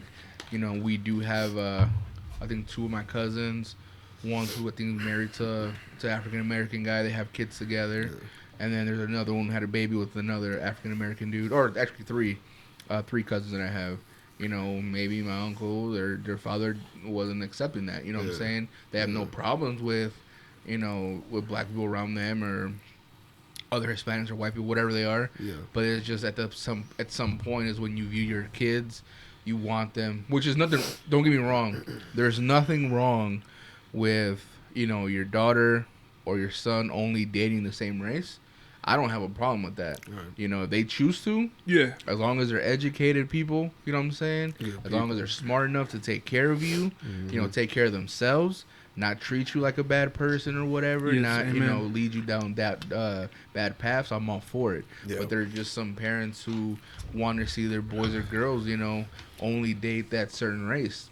Like I said, again, there's nothing wrong with it. Yeah. Or, you know, they just, you know, Right. maybe they just, because they know that your friends, you know, could obviously come and go. But Yeah. if you marry a certain person of a different race, Right. and you have kids together, Yeah. there's no getting rid of them. You know what I'm saying? Right. I think that's why it's strong. More. Yeah. I see where you're coming from for Yeah. sure. For sure, because they could just probably look at that as like, oh, you know, it's just a phase or Right. whatever, you know.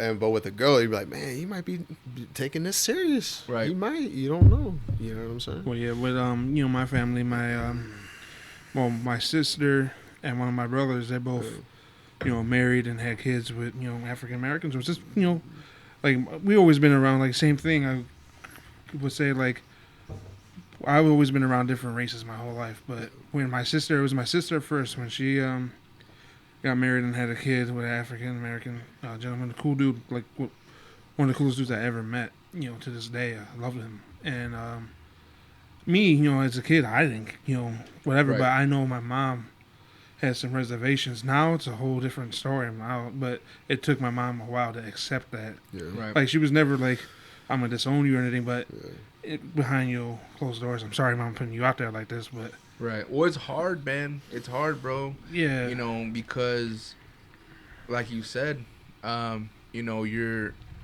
when you grow up a certain way, you know, your grandparents grew up a certain way, Yeah. so they instilled that into your father, into your mother. Mhm. So now when they have kids, they're gonna do the same thing. Yeah. And if you never went to that college Mhm. and you never experienced diversity, you would have been the same way.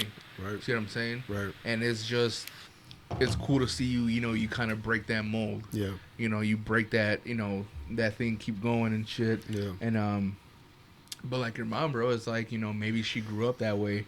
You know, Yeah. like I said, eventually, you know, because you can't hate the kid. You know, you can't hate anybody. You know what I'm saying? There's people out there that probably will. But Well, yeah, because you know, my mom, she's Greek from Greece, so she was Yeah. adopted by my grandmother who was Jewish and my grandfather who was Greek.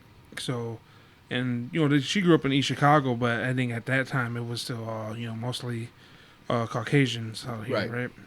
Because she grew up right there by St. Catherine in the 50s. Like, my mom was born 54. So, you know, but look, my mom, you know, she married a Hispanic and had. yeah, So, you know, that's just one. But I guess it was just like weird for my mom. Like, it's going to be different, but hey, that's my mom's favorite grandchild now. Like, sorry to the rest of you guys. I know it's out of my mom, but yeah, Jania's her favorite. There you go. But my brother, too, you know what I mean? But at that point, my mom, you know, didn't care no more. right. But, So yeah. working at Compania, how did that affect like your mental instability? Did that affect you physically, mentally, emotionally? And like, do you still carry some of that stuff with you now? Have you learned from it? Yeah, that's a good question. Freddy hits the good questions first. Yeah. And the reason why I'm thinking about that is because it's just funny how the turn of tables just happened now. I'm in a position now. I'm still doing the same thing. Right. I'm at a facility working with this young girl, and she's new to the game. She's like 23.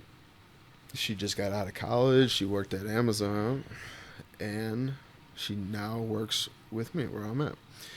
And it's like I have a chance to kind of like show her the ropes and kind of like let her know what's going down and what this business is about. Right. Because even in my little short time of doing this, been doing it for 6 years now. That's a short period of time. That's not. Saying, you know what you're saying? Working with? You mean like as a coworker, or like you working with her, like she has like a behavior issue? Oh no! Oh, yeah. Let me clear that up. Yeah, I'm working. Right. Okay. Yeah. No, I'm working with the staff. Like we're talking about. Yeah, we're talking about how to like work with her like on the floor and stuff like that. So it was more like a teaching. I was like of her supervisor or whatever. And I'm just kind of like letting her know like this is what this business is about. And I kind of knew a little bit of her background, and I had a feeling she wasn't exposed to much. Meaning in the sense going back to kind of like how I explained like everything being diverse and everything like that. You know, I'm kind of like, I don't know how she's gonna handle this, man. This is gonna be kind of, you know, I gotta see how this goes. That's my reflection. So with me saying that, I had the men and women, because we worked with some badass females, man. The women that we worked with, I'd ride again another. If I got a call, I'm gone. You know what I mean? And Angel was the first lead, because when we first started, of course, we weren't leads. She was the first lead we both worked under, and she was. I think she started like to have that like resentment towards the end of our work with her, but when we started, she was in it, man. Yeah, for sure. And so it reflected back, like taking those experiences and how someone took the time to work with me and show me the game and show me like this is what this business is actually about. Meaning from the whole standpoint of what this job entitled, what you're going to go through, well, you're gonna get paid Yeah. because they're being upfront. I was like, you ain't doing this for money.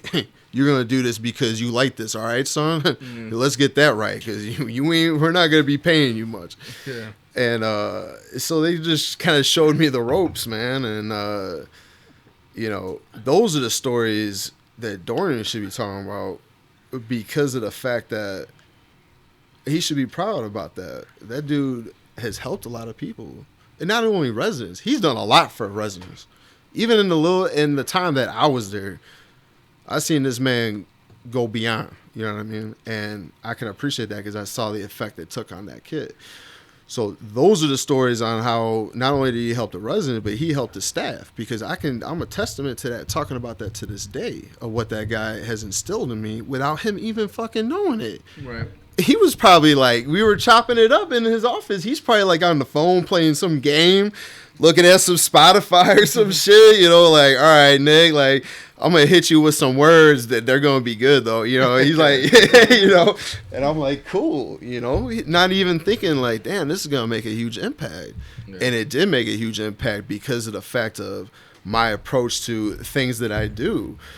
And the fact that what I'm trying to do to stop the racism shit, to stop that. And I feel like, you know, we need to have some people that care about people, care about humanity, man. We're losing, we're like becoming desensitized to people and like talking, dude. I mean, I do different things with kids, and then I go and I'll help out like at different schools, and we'll do different things like that. Or whatever we need to do, like to help with their sports or whatever. And these kids can't even look you in the face. They can't even acknowledge your presence, dude. Yeah. You're a little kid. What the fuck is going on? And this isn't even race. I'm not even talking about the race. Is the people. The race is the last thing that we need to worry about, because we don't care about each other. We don't even care about ourselves, bro. Yeah. And when I say it like that, we beat ourselves up. You know how badass we really are, man? Just hearing your story, you didn't even talk too much in it. You gave me a little dice. You gave me a little detail, a little sprinkle. Bro, I can already tell what type of character you are and where you just came up from. You know what I'm saying? Like, but you could be going around being pity about that, and for people to show, you know, you could be going around doing it. We need to talk more, because there's a lot of information out here that these people can provide, so we can be human, man, and like talking to you. You know what I mean? Like, I'm the only white guy in this room, right? I mean, I'm half. Well, half? Yeah, okay. I mean, bro, we're having an awesome conversation. You guys don't know me for anything. You know what I'm saying? And for us to like sit down and kind of chop it up and stuff, that's cool. I'm all about that. And I think that's one thing that we're missing a lot. And there's a lot of things that can kind of, I don't want to dive too deep, like with the social media and all that other shit. You know what I mean? That's we all know that business. But there's a huge disconnection, man, with people, and the racism is the last thing about that. And so going back to your question about what it did to me as a person, it tested my character, it built my character. However, it made me numb to people's emotions. Mm-hmm. So I can talk to you, so I can handle this situation, handle that situation. Now when I'm at home, I'm numb to people around me. Meaning, like, I'm not just like a bum in a corner, but I can't relate to your feelings. I'm numb to that shit. So when you come over talking to me about such and such being killed, I'm sorry. I can't connect on that feeling no more. I've seen too much of it. I heard too much of it. I'm over here trying to talk these people down from jumping off a fucking balcony in our building, bro. Right. She could have died. You know what I'm saying? It's like, yeah, I don't know, man. It's just, it pushes me to like, work. I need a lot of self improvement. You know what I'm saying? And with that being said, there's a lot of things that I took away from that job that I need to work on because it's kind of not building my family's communication and how I can communicate to them because it's on me time. Because I gave so much time and emotion to these kids that when I go home, I don't care about myself. I don't care about my fucking cousins. I don't care about nobody. Yeah. You know what I'm saying? Because I gave everything I fucking had for what I believe I was doing right. You know what I'm saying? And so that was a negative side to it because I still carry that shit to this day. I had a kid on the phone. This happened, what's today, Saturday? This happened Friday. Friday night, man. Just yesterday, bro. This kid's on the phone crying. His grandfather died. And he was emotional about that. You know what I mean? And I want to feel for him. I can't. There's other people that can relate with him and kind of like give him that feeling of it's going to be okay. And I can't do that, man. I can't connect those feelings anymore. You know what I mean? And I used to be, I'm still emotional, but it's like emotional for different shit. Animals, animals kill me. Bro, I can see the worst of the worst type of killing shit or whatever on TV, whatever, you know. But when it comes to like an animal fucking crippling around on the street, I'm like, damn, it hurt my soul, bro. It's funny, like in the '90s, growing up in the '90s, there was this thing called Faces of Death. I don't know if you ever seen that. I know I heard of it. Yeah, it's actually on Netflix right now. Or not Netflix. I'm sorry, Prime. I think I saw that. Faces of Death. Faces of Death. But so Faces of Death was basically people killing themselves, people getting it was shot like a snuff and killed. film. Yeah, it was like different things happening. The name sounded familiar. It's kind of like gore.com or whatever it was, where you would go to that, and it was a website. They took it down already, but basically it was like beheadings and all this shit, right? I was able to watch all that shit, bro. This probably isn't for Prime then. Huh? Yeah, no, it ain't for Prime. That's all I was like, I don't think. He's like, no, you was playing it cool though. He's like, okay, bro, we'll keep that moving. But it was I used to watch that shit, you know what I'm saying? Because growing up hearing gunshots and whatever, right. I was just like, I don't give a fuck about that. Like this is normal. This is what happens, you know. Right. But dude, like I come across a fucking like some asshole throwing like a dog off a balcony. I'm like, nope. All right, let's shut that off. Keep it moving. I'm gonna start crying a little bitch right now, and I don't need that in my life right now. I just keep it moving, bro. Like, fuck that, you know. It's funny you bring up the stuff about the animals.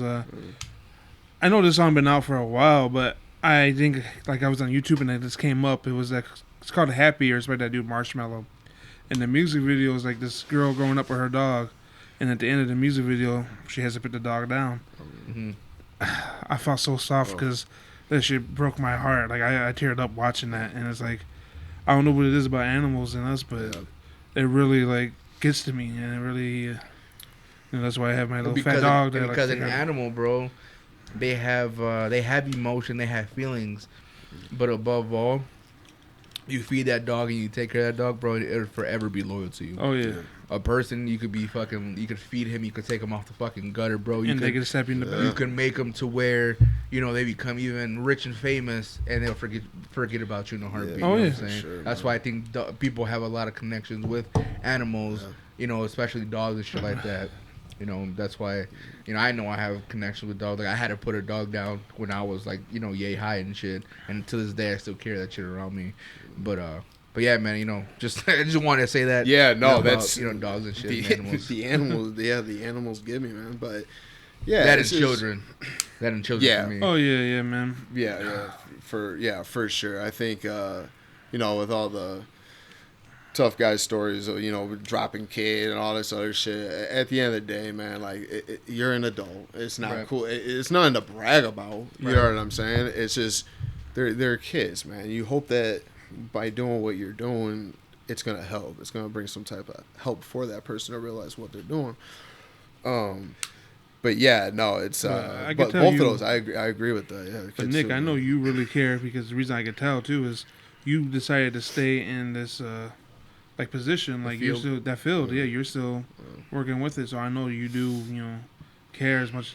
Some people might not think oh, Nick don't care. He just cares about doing assignment. But no, you decided to stay with it and rock with it. So yeah, I appreciate that. Yeah, it's I can't see myself like doing a desk job or anything like that. I mean, it's just I can't see that. But yeah, with what I took from there was definitely that I'm working on. Because my family, my friends, they reach out all the time, man. I've always been bad with that. I don't know if that's going back to taking people for granted again. You know what I mean? So I always got to keep myself in check with different things on what I'm doing. But I do. I get wrapped up in it because you have to be your attention has to be there at all times. All times. Your shift, and we were just saying, we were doing 16-hour shifts. Yeah. On the regular, I could pull up a check. I'm not bullshitting you. 200 hours on there. You need to hear that again. 200 hours. Yeah, there was in a 2-week time period, dude. There was a time, I think it was me, you, and Tristan. Yeah. We worked like 6, 16-hour shifts. Yeah. And we would like have one day off, and that's when I was really grinding at that spot. Yeah. And it was just, that one day you would take, I'm gonna fucking sleep this whole day, but you go right back to it. But that's the thing that like blew my mind is like I would see all these guys that worked hard and did their thing, like Tristan and Nick, and older staff, of course, that we would just get like shoved to the side, and it's like, wow, you don't even. Yeah. Care about us. Just another number. Yeah. Just another number, man. And it's true to this day at all residentials. Where I'm at right now, I was just telling Chris, I am blessed. I'm blessed to be where I'm at because I haven't had to deal with as much stuff as what we had to go through, and we went through a lot, man. We put a lot of our time into this, man. So we were a part of it. And it was just that. It was just all the emotions, all the time we put in. And again, I use that as my identity. I was out of football now. I'm getting wrapped up. I see all the males in my family. They all enjoy their jobs, from what it looked like. Right. From what it looked like they enjoyed it. You know what I mean? And so I'm like, cool, this is something I could put my time and my energy back in because I can't do that with ball no more. You know what I mean? And so when I came in, I was hungry. I was hungry for it because I'm like, this is going to be my identity now. It's going to be the social services. I'm going to ride for this. And for the amount of time that we put in, even when I was just even saying that with the 200 hours, which is factual, I enjoyed it. I enjoyed my time, bro. I was hanging out with you. Yep. I was hanging out with awesome fucking people, dude. Awesome fucking people. It was a pleasure going to work, man. I enjoyed that shit. I put my fucking identity into that. That's what I'm about to be about because in my mind, I'm trying to change the perspective of what I'm trying to display. I'm trying to put out there that, damn, this guy, I can trust this white dude. I can do this and that with that guy. We used to go out. We used to be loud all the time. Yeah. When we'd go out and hit the bars after work and different things like that. Like I'm vibing and dancing with these people. Yeah, bro. Fridays when 3 o'clock hit on Fridays, that was always our like bar night. Yeah, that was it. Payday. It had to be payday. Yeah. On payday, we're all splurging. We're like, bills on me tonight. I got you. The next week, you're like, yeah. I got $20 till next Tuesday or whatever. Yeah, for sure. I've been there, bro. One night we all went out. You remember Tammy, right? Yeah. Yeah, we had went out. And I remember, I was in the moment. We were at Long Shots. Okay. Oh yeah. We were at Long Shots and I was old old long shots. Yeah. Let's put that out there because Yeah. people listening will be like, "Damn, you were living bougie in this long shot." No, now?" yeah, when it old was- school long shot. when it was like half price drinks that night. Yeah. I was like so into it. I was like, drinks for everybody. And then I did like 2 rounds and she was like, damn, Chris, you're splurging tonight. I'm like, oh shit, I need this fucking store. Because we were drinking top shelf, baby. We had some Patron. We were like, oh no, Chris is paid? Cool. I'm like, I knew how many hours he put in. I was like, you got this check. That's for damn sure. And then when she said that, I was like, oh yeah, that's my last round. Awesome. Yeah, that's funny, man. Damn, bro. But so like, are you so since you're working in the same field, like social work, working field, whatever, right? Do you plan on going like back? Because what'd you go to school for? So, I got my undergrad in psychology. Okay. I've been doing it up to whenever I graduated. I 16, something like that. And I was doing the social services. My family, I just now got into an apprenticeship program in Chicago. So my family, they're in a trade out there, an engineering trade, and there was like a huge opening going on. I ended up getting clicked up with a nice sponsor that was able to get me in the game. I had to go back to school, take a few classes to show the union, like, hey, I care. I'm dropping some cash out of my pocket. Right. Let's get something going.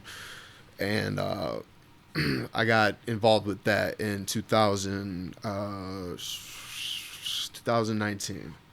2019, I've been involved with them. Everything that's been going on with, COVID, a lot of people got let go. Buildings are shut down in Chicago, things like that. These engineers aren't how let go, but they're on the work desk. So anytime there's another job opening, they just give them a call. Okay, come on in, blah, blah, blah. So I'm way on the bottom, bro. I'm not even, you know what I mean? I'm not even going to be close. So, but that's just part of the game. You know what I mean? We'll see if it picks up or whatever. But so that's kind of what I'm involved in now until that kind of takes off. So that was kind of like, what am I doing here? I'm like, I'm trying to find more of that like structure in my life and stuff like that to be like, what am I going to be doing for my career? Because I'm doing the social services, and right now things are going great. But if I want a family and some kids, I need more bread. I need more money. It is what it is. You know what I mean? So I needed to take a leap of faith with this, and hopefully I'm in the right position for it. I mean, time will tell. You know what I'm saying? So in the meantime, I'm just doing my thing where I'm at, enjoying it. Fucking the one thing that's beautiful about that job, man, is like, I'm like, fuck, I got a trip I want to do. Cool, let's load up some OT. There's always OT in that business, because people don't want to come to work. Yeah. Some people that are like, right now, I don't have kids. I don't have a wife. I don't have anybody I got to cater to. So I'm taking these shifts. You know what I'm saying?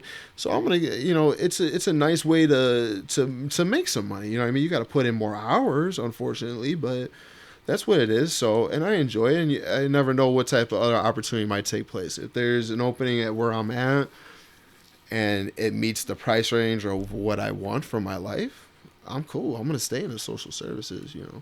But I got to try to plan ahead on it and see, I got to try to be one step ahead, man. So I got involved with that. So now I'm kind of just waiting that game, so, and that in itself, and, you can question a lot of your purpose, what you got going on, and, a lot of mind tricks and stuff like that kind of get thrown in, and, hopefully I'm on the right track. It's kind of one of those things. It's just, we'll see how it goes.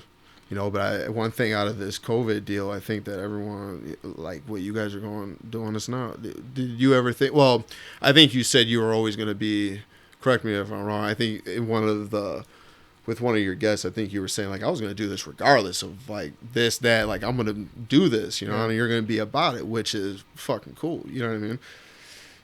It just so happened that you kind of got in the path because of COVID. You guys ended up linking up somehow, some way, and you guys just got the shit rocking. You know what I mean? So it's cool. It's definitely cool. You know exactly what you want, and I bet that helps out in your everyday things, dude.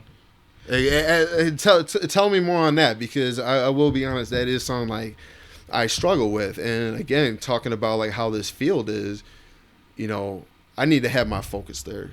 I can't be half in, half out, because I can get killed. That's just the name of the game. Anything can happen. these kids are sneaky. Yeah. These kids are sneaky.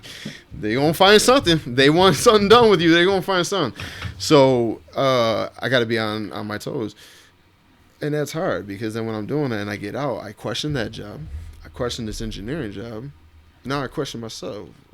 How? Because now it goes to everything in my life. Right. Back to my family again. Back to this. Back to that. And my character gets tested, bro. Like every motherfucking day. That's why I said at the beginning of this interview.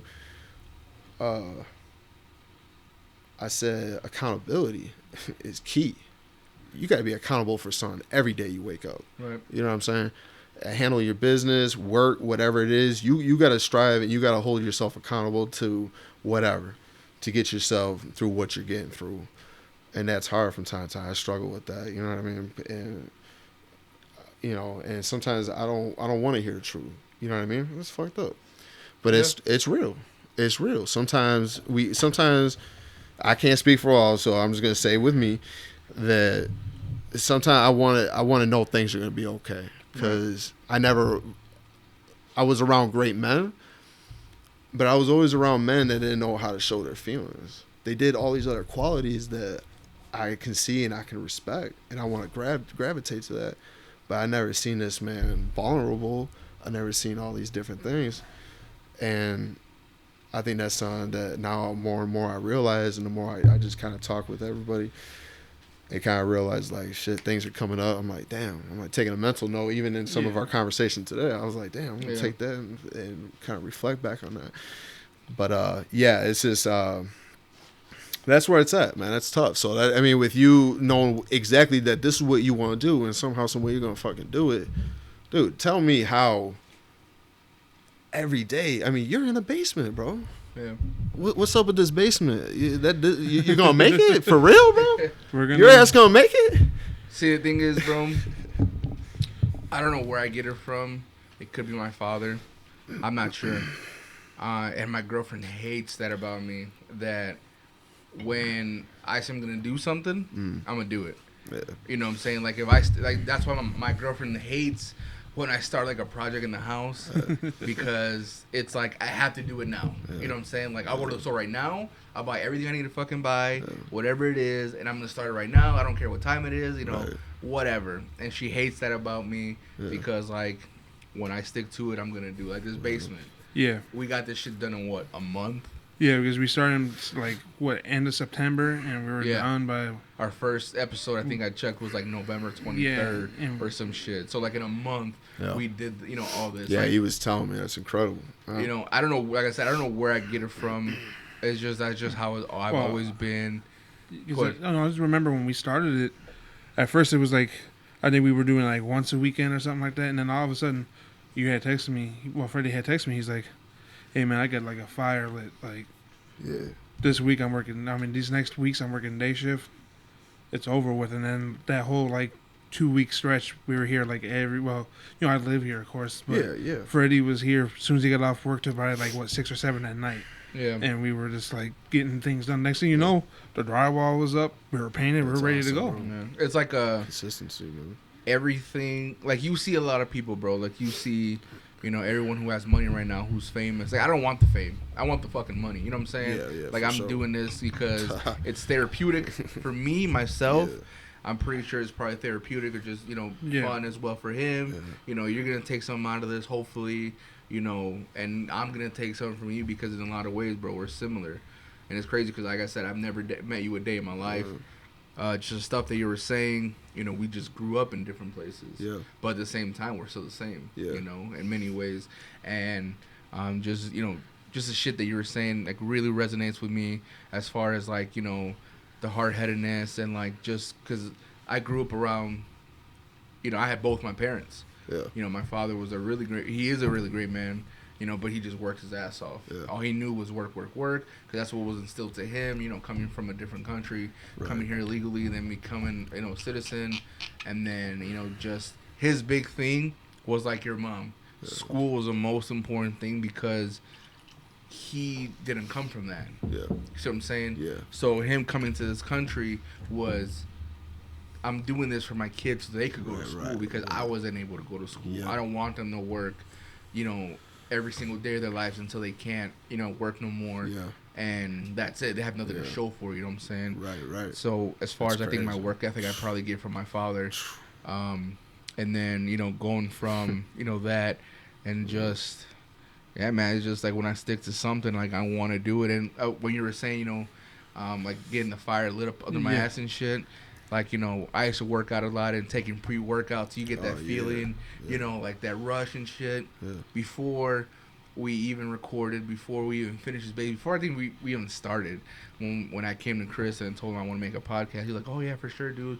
The main thing that was stopping me was I didn't have a place to do it. Yeah. Because I wanted to smoke cigars. I didn't have a place where I could smoke. You can do it, right? Stuff like Yeah. that. Yeah, for sure. And he had that. Yeah. He was my missing piece. Yeah. You know what I'm saying? For sure, man. And so we linked up. We did this, and because I drive heavy machinery. Yeah. I drive payload or stuff like that. So it's just a one-seater. So I'm driving at night. I work different shifts, and I'm listening to podcasts like on the my speaker or whatever, and I get that feeling, bro. Like every time, just listening to people around here, podcasts around here, what they're putting out, and then just my competitive comes out. Like, man, I could do something better than that. For sure.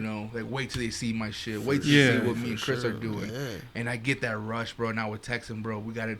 And I would come here for like 4 or 5 hours. Yeah. Like we got to get this shit done because of the longer that Wait. the longer that we take to do this, the more content that other person's putting out. Right. And now they're getting the viewers that they're getting. Those are my viewers. Yeah. I want what they have or even more. You know what I'm saying? For sure. And that's I just always been like that. Yeah. And then him saying that, it just brought back that feeling again. Like like, oh, my fucking gut was like going and my heart was pumping, and I'm like, fuck yeah, dude. Like we're gonna do this shit, and like we're gonna we're gonna go on the ground with our feet fucking moving and shit. Like we're not stopping, dude. Yeah. And here we are, fucking season 2. How long in now? How long? We together, like time wise, like a year or something. what, that we known each other? No, doing this. Yeah, A few months. a few months now. Yeah, Damn, bro. because And we're in like he season said, our 2 already. first episode was like in November. Yeah, November 23rd, I think I saw was when we first released it, and that was pre-recorded like a week prior of that bro. date. But like I said, bro, it's from September till now is basically when we started. We decided to do ours a little different, so we're gonna take our season breaks and look how much content we got out. Just within even taking that like month off. You know, so yeah. Not only and that, our social content's media. our social media is popping. We have our TikTok going. Yeah. So You want as to you time see- it out. That's like that's like people that you got to be you got to know the game. You got to know when to get certain things out. That's what they wait on, like certain times to send albums out. You know what I mean? Right, For artists and stuff. They want to play it out when they know it's going to be hot. Oh yeah, and They then can make it all in. But with everything, what I was getting at was, with anything you do, bro, there's always got to be some sort of sacrifice. Me being here, I sacrificed, time with my family. Yeah. I took time away from them to be here to finish this because this is, I don't know, this is my calling. Yeah. It could be. I don't know it yet. I don't feel it yet, but I know I love doing this. Yeah. For now, it could be a hobby or whatever, but you never know. this is more than try it. This is fun, but this is more than just fun. You know what I'm saying? Right, Because right. if this was just fun, we wouldn't have a lot take of. it right. You know what I'm You saying? wouldn't be You going could the tell when extra you for- walk in here, for sure. like, okay, You gotta they set painted it. this. They're doing this. We're not done yet. We took the door off. We're gonna put a new door. Yeah. We got a lounge area back here. Yeah. We got shit little setup. We got TV hanging up. We got things here. Yeah, If it wasn't for sure. serious to me, I had some shitty mics and just a fucking table Yeah, here. if anything, we would have just cleaned up what it was and just Yeah. threw a table in. But we were You like, know? nah, let's do this right. Yeah. Let's build it from the ground up. And Freddy brought a lot of that out of me. Like, not to say that I don't have like a work, because you worked with me, but it's just like Freddy gave me that extra push because I've always wanted to do something. Like, it was always in the back of my head, but I never knew. Who knew if I never met Freddy? Who knew if I would have ever been part of a podcast? Yeah. I've always had that idea that I wanted to, but having somebody there with that, like, to push me with it, that's what it's awesome to have somebody For like sure. that get that fire lit with you. You know what I mean? Yeah. Because his excitement brought me excitement. Yeah. Like, hey, let's do hell yeah, Right. and we're gonna fucking we're gonna knock heads off. Yeah, and that's And cool. I'm with that, man. And I could tell, the type of person when you were saying, like, when you were younger, going back, that you were exposed to all these different people. Yeah. You know what I mean? Because you got a mouthpiece. You just talk. Yeah. Just talk to people. You know, and you always had that. Me and you, I was like, damn. I remember I our was first like, day. he a big motherfucker. Okay, yeah. I was like, but he can handle it. He came in. I can already tell by how you came in, where you were like, you introduced yourself. You looked at me in my eyes. You know, you said your name. You kept it. You went to everybody. And you just kept it real off the bat. You could have just came in like, okay, cool. Let me put my shit there. My food. Don't touch my food. I'm gonna put my food in this. Never touch in my the back food. of the, in the back of this fridge. But dude, you had a mouthpiece. You came in, and now hearing a little bit more on your story, I can see that now, because I felt like you and I hit it off right. Oh, yeah. And that's just all about that job. You and I were gonna hit it off right regardless, because as soon as we walked in, we had holds we had to go to. So I'm like, I'm gonna have to trust you tonight, boy. I'm like, we better be on the same page after this one. I remember there was like moments to where like they're like, hey, Nick said he needs you. So I'm like, oh, I don't really know what's going on. I'm the only one on the shift that he trusts right now. Yeah. Yep. Yeah, that's that's So are you taking any like particular steps in your life? Any like I don't know, like therapy or anything that you think is helping you out, better yourself, as a person, or anything like that? Are you taking any steps in your life? Yeah, I picked up a lot on reading. Okay. Reading was never a skill of mine. It never was, and I just never had the attention for it. Now, realizing how important reading is, and the enjoyment of kind of like picking which one you want to read and things like that, I kind of gravitated to. I kind of been reading a lot of like one of my favorite books I just finished is that David Goggins, You Can't Hurt Me. And it's a great story. I don't know if you know who David Goggins is, and if you don't, you got to look this man up. He was like the number 36th, 37th African-American to go through SEAL training and to make it at that time that he went. He was in there. I have heard of him. Okay. And he's more known for the motivational speaking, the running. Yeah. He's like He runs like a motherfucker. Yeah, he's done like 200 miles straight. Yeah. In 48 motherfucking hours, bro. Yeah, dude. No stop, dude. Crazy. He's a robot, bro. Yeah, so, and his whole thing was that caught my interest, and that's how I know I like this social service gig, is this guy had not that tough guy upbringing. He was soft. He was beaten. He was degraded. He had all these different hardships in his life. And the story kind of goes in and how he tried to, how he tries to portray different images to impress others. He didn't really know who he really was. And his whole story is like his upbringing, being in Brazil, Indiana at that time when David Goggins lived in that era. It was like close to the KKK headquarters out there. Right. There was a town over that I think that's where this Brazil, Indiana was near or something like that. And so he grew up, man, and it was a great story on how he overcame a lot of these different, everything against him and these obstacles. And he went from being nobody to somebody. He became a Navy SEAL, and he's kind of talking about, he's more known for like the fitness industry, right. viewers, because he was like, 300 pounds and he got in shape for this Navy SEAL. Anyways, excuse me, his book was awesome. And I was inspired by it. And I'm like, there's more awesome stories. And it's funny because like my family, they more know me as like a weightlifter, and I go to the gym. I'm this athlete and things like that. And people can say, oh, that's cool. You can relate to David Goggins because he's an athlete. He's a runner, right. Blah, blah, blah. I got another great book, Brandon Novak. He used to star on Jackass. He has an incredible story about him being a former heroin addict. Yeah, and Novak, it was like his whole upbringing on how he got into these drugs. I mean, and this guy was at the time, he had a story of him and Michael Jordan running on a treadmill with the tubes for the Gatorade. That's how this guy goes back. And he was young. He was a young professional skateboarder. And he was working under Tony Hawk. This kid had it, Brandon Novak, this guy, he had it all.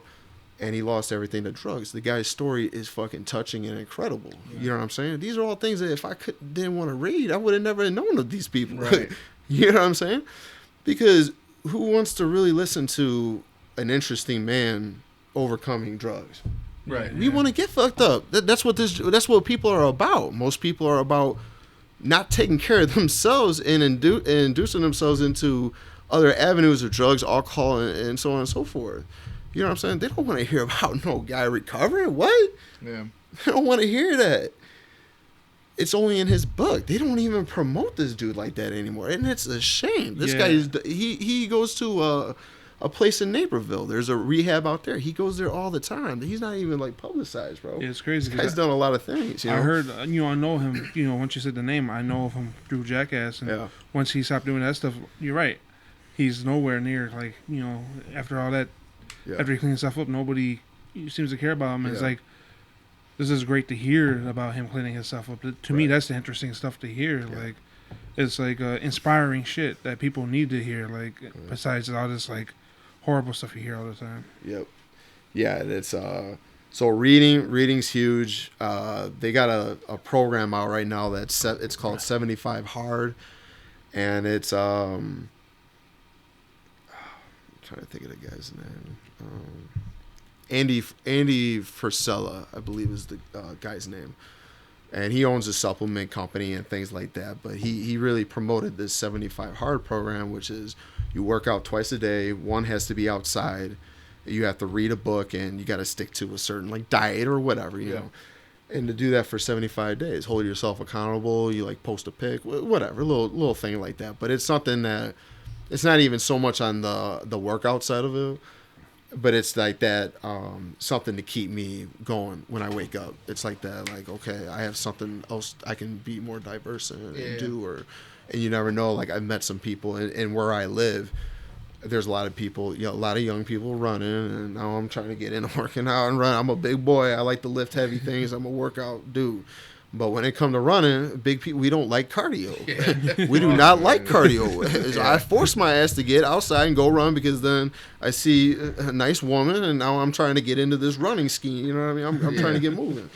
So, all joking aside on that, I met some people on a run and being outside. I don't run and now I'm meeting people. Yeah. It's crazy. You know what I mean? So it's cool. So it's like little things like that. I try to get in touch with certain family members in the day and friends, and I pair it up, and then I'll try to reach out to them at some point, even if I'm having a fucked up day. Like I'll start my day and like have that, like on my iPhone, you can like add people for the text, and I'll have that, and I'll know like. It don't matter what I'm not making an excuse for this shit because my family, that's all I have left. There's no one on my mom's side, and my father has 2 brothers and a sister, and his mother and father are now deceased. My grandparents on both sides, and so it's just my mom and her brother. That's it, and it's just on my dad's side right now. So I'm like and there's no. My dad's brothers, his siblings didn't have any other boys, so I'm the one that carried his name, bro. You know what I'm saying? So I gotta step my shit up. Yeah, that's. I gotta step my shit up, and especially my grandfather that just passed away, not that long ago. This was, and when I say not that long ago, it was probably a year ago now. But I always try to make him proud, in something. He was huge in the engineering, so when I knew that he enjoyed my college, he thought it was cool that I was involved with the union stuff. So I always took pride on like, doing things to make my family proud of like who I am and what I'm trying to be. And so that kind of holds me like accountable, and I feel good, man. Like my clarity from time to time, I have to catch myself, and I go through those times. You know what I'm saying? But for the most part, I'm trying to work on that to be a better person, man, because there's a lot of people, there's a lot of men and women that need it, man, especially the kids that we work with. And, I think I'm in the position I'm in right now. I think for this time, because I'm there to help someone. There's something Right. that my purpose is meant for that. I always try to keep that in my head, all bullshit aside with the companies, the money and management and things like that of like, you know, having this ego or whatever. It's about the kids, man. And deep down, I think it's our duty, even in this room as men, to get these boys right. Amen. I think it's our job, straight up. I coach. I catch kids slipping. Like, you walked right past me, just like what we were talking about earlier. You walked right past me, didn't even acknowledge me. I'm your coach. Yeah. Oh, okay. I see his mom, little Johnny's mom, is picking him up. She goes over there, grabs his bag. He can carry his bag. Right. Why are you babying this? This boy didn't even say, "How you doing, Mom? You picking me up? Thank you for dropping me off at this school that I don't have to fear for my life. Yeah. Thank you for doing that for me." No. So when I see these kids walk past us, I catch that shit, and it's not because you need to listen and give me the power. It ain't even about that. I'm taking offense to it because I'm thinking, what am I doing wrong as a coach that you don't feel comfortable looking at me or talking to me? I take responsibility on that. So I try to get to that person's level and explain that to them so they can understand it and know where I'm coming from. So they're not just hearing constant, repercussions at home or by the teachers. I'm going to catch you slipping, but I'm going to explain why you're slipping. I'm not one of these dudes that I'm going to get you in trouble, or I'm not going to explain it. I'm just going to piss you off by giving you this consequence, that kind. No, I'm going to give you a consequence. I don't give a fuck. You punch me 20 times in the face. You're going to get the consequence, but I'm going to explain it to you why you're trying to punch me. Right. I'll explain it to you because why else? Like, I just don't understand it. People don't do that, bro. Yeah. People don't do that. I don't understand, man. But I think it's our duty, man, to for everybody when I'm speaking to to get everyone on the same page, man. We're human. We need to take care of each other. There's a lot of issues going on. Definitely, yeah. And it's, again, I think race is just a part of it, but I think it's got to start with loving yourself and carrying that on. You got to take care of yourself first and love yourself and move that on. Definitely, but that role has to be, taken upon, the actual parents. Yeah. Just kind of hard because, let's say kids that you're not able to affect. Maybe there's kids in some other facility that don't have people like yourself. Right. They bring that to the table, to that facility, and they just become members of society without any true, path to take. They don't have parents, so now those people are reproducing, and now they're creating the same, people that they are. What I'm saying? Yeah, for sure. They, we have to build, men. Boys have to become men sooner or later. And it's sometimes our job. You're in a field where it's your job. You're making it your job to build these boys up to be men. Right. Because we need men in this world because kids are our future. Yeah. You know what I'm saying? Without these kids, we won't be shit. But we obviously need not these cancel culture motherfuckers that are around here nowadays. Sure. We need these people that look you in the eye. If you're sitting down, like I teach my son, he's only 3 years old. I'm teach him how to handshake, firm. Yeah. Look me in the eyes when you talk to me. Right. Stand if you're sitting down and a man approaches you, fucking stand up, dude. Yeah. Stand up and shake his hand, look at him in the eye. Right. You know what I'm saying? Shit like that. But yeah, dude, it's just the way people get brought up, and sad to say that not everyone in this world is gonna be like that, but I tried, people we come across, we just have to kind of show them the way a little bit. Exactly. And I think the main problem is I think the state is so involved with things that we need to cater to everyone's needs. Man. Like I said, one thing I struggle with is sometimes I want people to always keep it real with me and tell me what I need to hear, not what I just want to hear. We can't do that no more. It ain't even like that. You can't even tell these kids, like, you need to shut the fuck up. Seriously, yeah. Yeah. You need to shut up. You're getting out of hand now. You can't do that. It's okay, Johnny, for you to cuss at me. Well, we'll work on it. No, that's not my approach. And that's what this world has come to now because of slip-ups. That's why things are in place the way they're in place, because of somebody's slipping up and something serious happens, and now they have to address it like that, and that's a shame. But you then have to evaluate where you're at, what facility is run, who do you have here as staff, who do you have, this, that, and the other. You have to evaluate that and know who you have, because there's a lot of great staff that can help these kids out. That I don't know if you're gonna rob me tomorrow. Right. I'm discharging you. What did you learn with me? Yeah, true. I might see you. Are you gonna come and assault me? Right. Because of all the shit that we had to work with you on. You know what I mean? That's a fear too, man. I don't care. Again, a kid will adapt to any environment. Anybody will adapt to any environment that they're in. This kid is in a gang life environment. He's on that. I don't give a fuck if you 14, 15. You gonna find a gun and you gonna come find somebody. Yeah. That's just the world we're in right now. And that's something that I know you can easily talk about. You know what I'm saying? But I think the problem is we need to start tightening things up, and we need to start being real about who we are, and our role. Your role here is to teach this person, not to get cussed out every day by this person. Fuck that. No.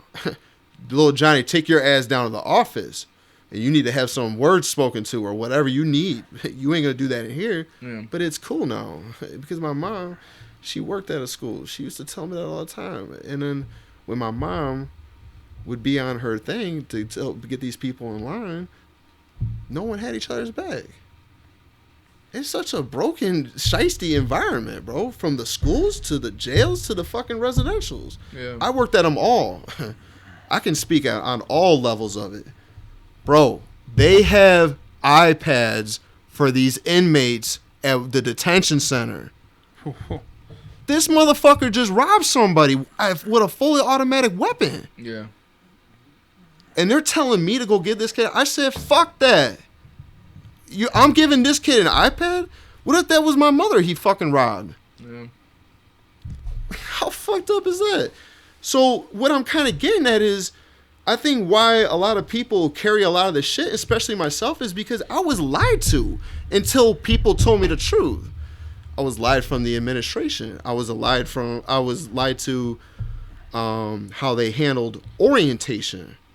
They making us seem like we're therapists, bro. Yeah, true. Are we therapists? Now, they tell you that, like, once you get in, like, oh, leave it to the therapist. And it's like, yeah, we're just glorified babysitters. We're glorified babysitters with criminals, man. Yeah. With criminals. I'm not a fucking, bro. I tell everybody when they say at work now, they're like, they're called, I'm not even going to say that, but they're called a certain name.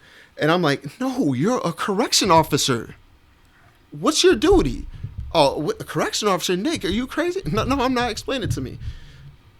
You make sure they get out of their room is clean, they eat, they go here, they go there, they're not killing each other, and they're not killing themselves. Yeah. What the fuck else is that? That's a babysitter. That's what a correction officer is. Yeah. I don't care. All due respect, I got a lot of friends that are involved in that, and police. I got a lot of respect for them because they get down too. I ain't gonna hold it to nobody. But that's what you're doing, though, bro. Yeah. That's just your job, and that's why we get paid what we get paid. We're not there to think. I'm there to protect you. Yeah. Straight up. Why lie to the people? Because all you're doing now is you're misleading people to think that they can come work there.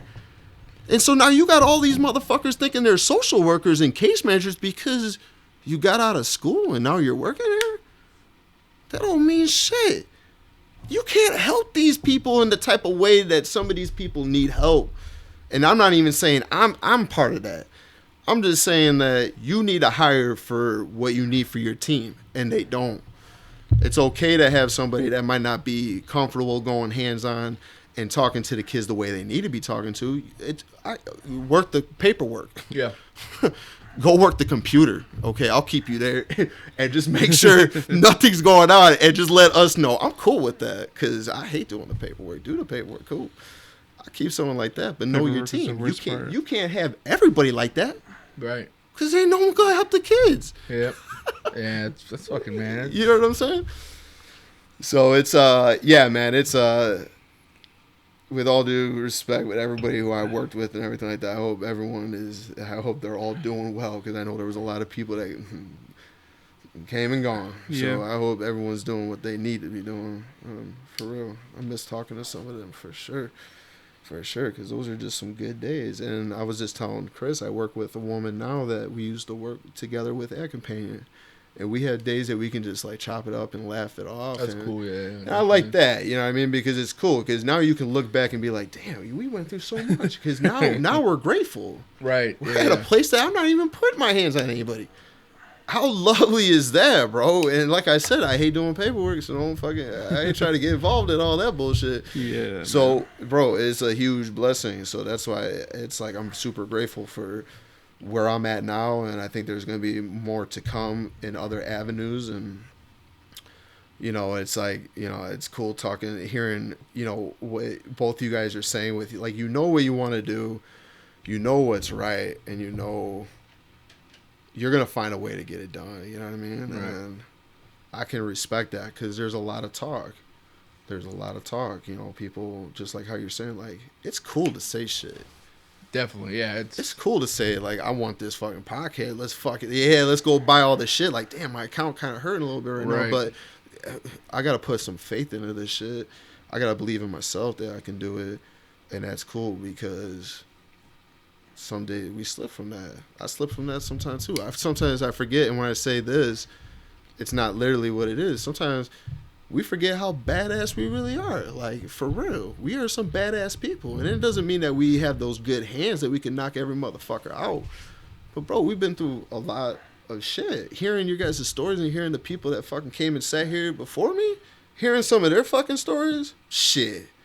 Bro, this is a huge blessing because... Again, like I was saying earlier, who am I? I have a little story, bro, but, you know, and hopefully it makes something, you know, it puts a smile on or whatever the deal is. I try to be kind of joking and shit like that, but, right, bro, there is some people that came before me that sat here doing this shit, that started this off, that have incredible fucking stories. And that's what makes this shit cool, because of the fact that, just like everyone else, I even tell the kids, I was like, dude, there's kids that came before you that now aren't here. Yep. You gotta respect the fact of where you're living, bro. People came here, made a difference, and maybe changed how the system at the place I'm at right now. Cause we're smooth. Yeah. I'm living life over there, bro. Yeah. I'm living life. Like I'm on a motherfucking island at work.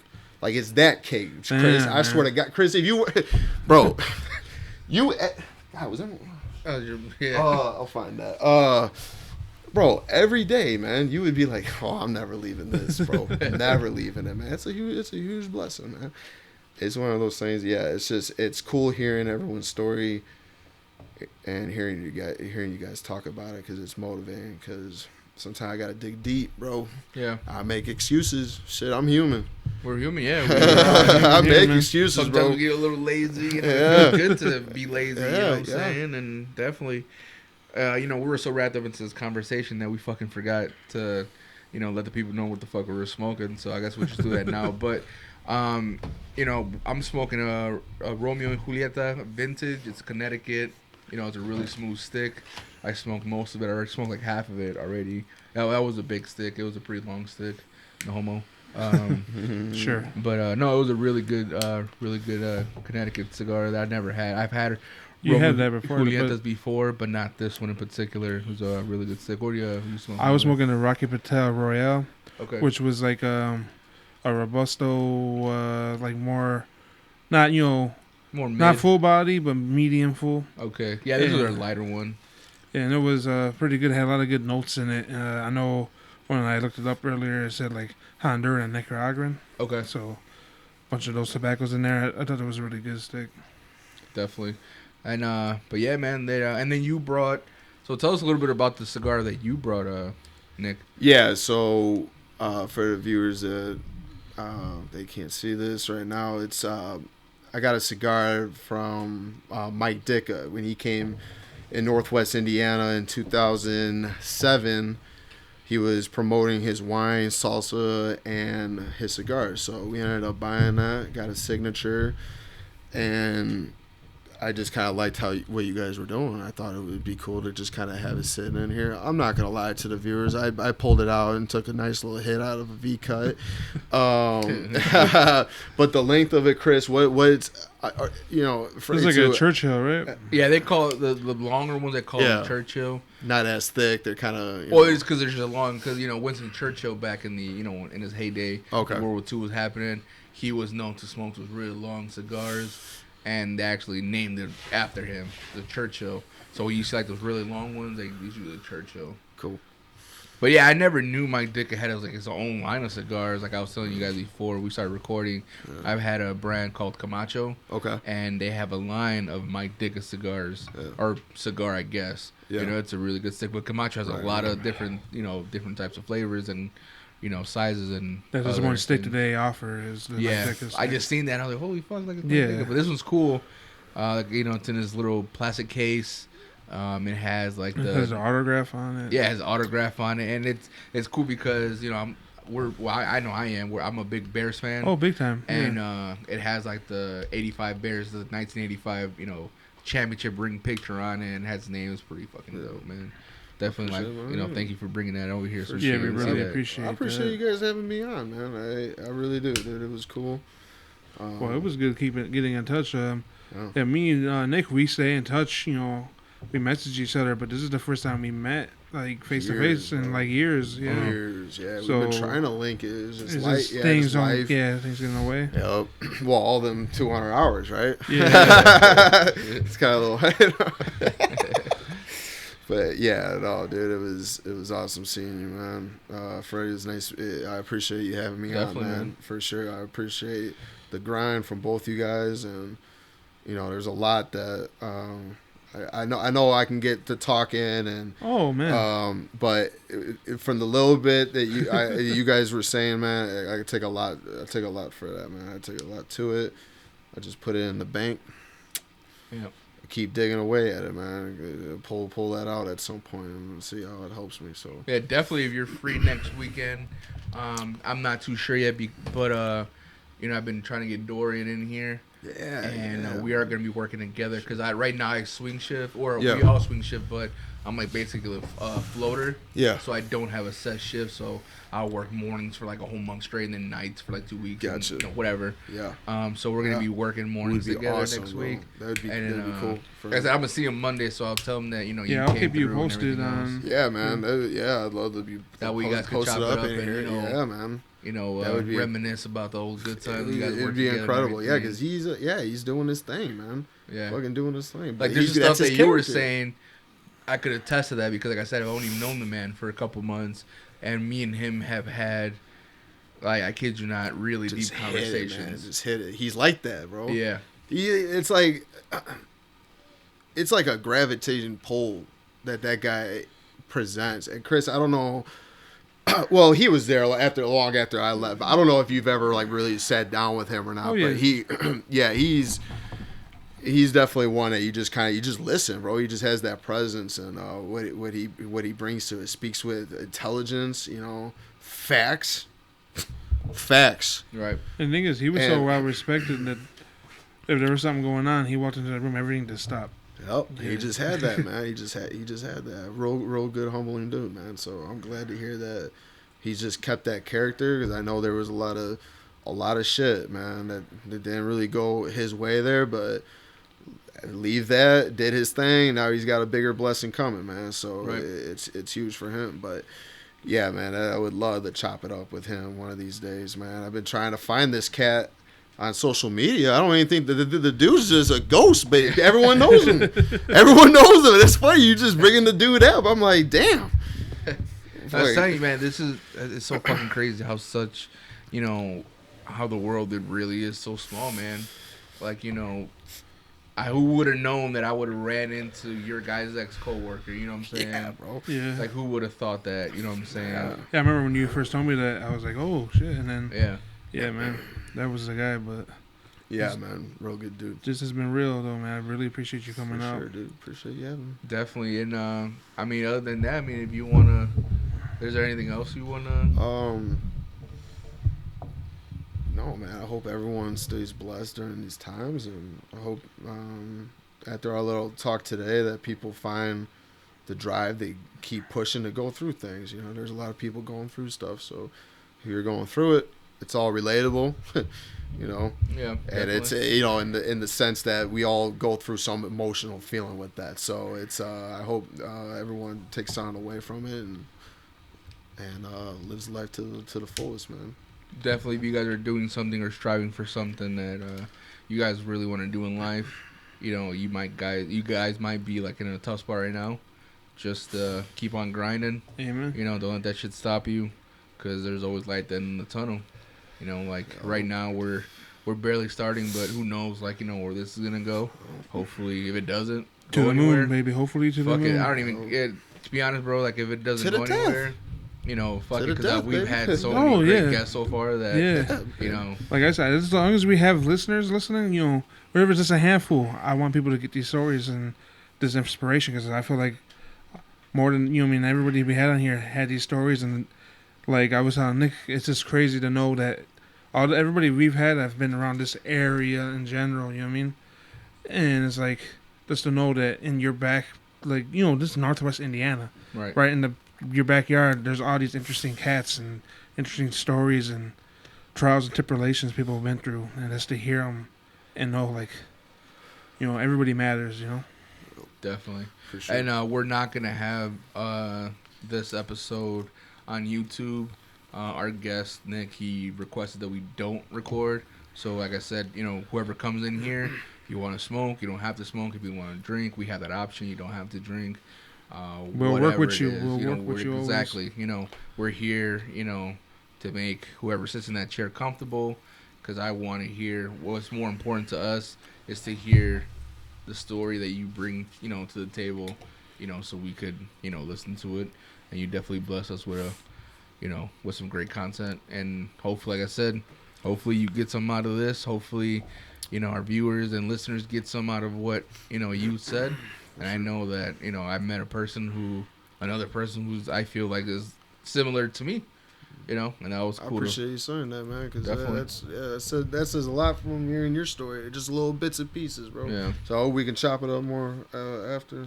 No more. Definitely, man. But if that's the case, man, on that note, this has been the Smoker Section Podcast. Smoke another fucking stogie, bitch.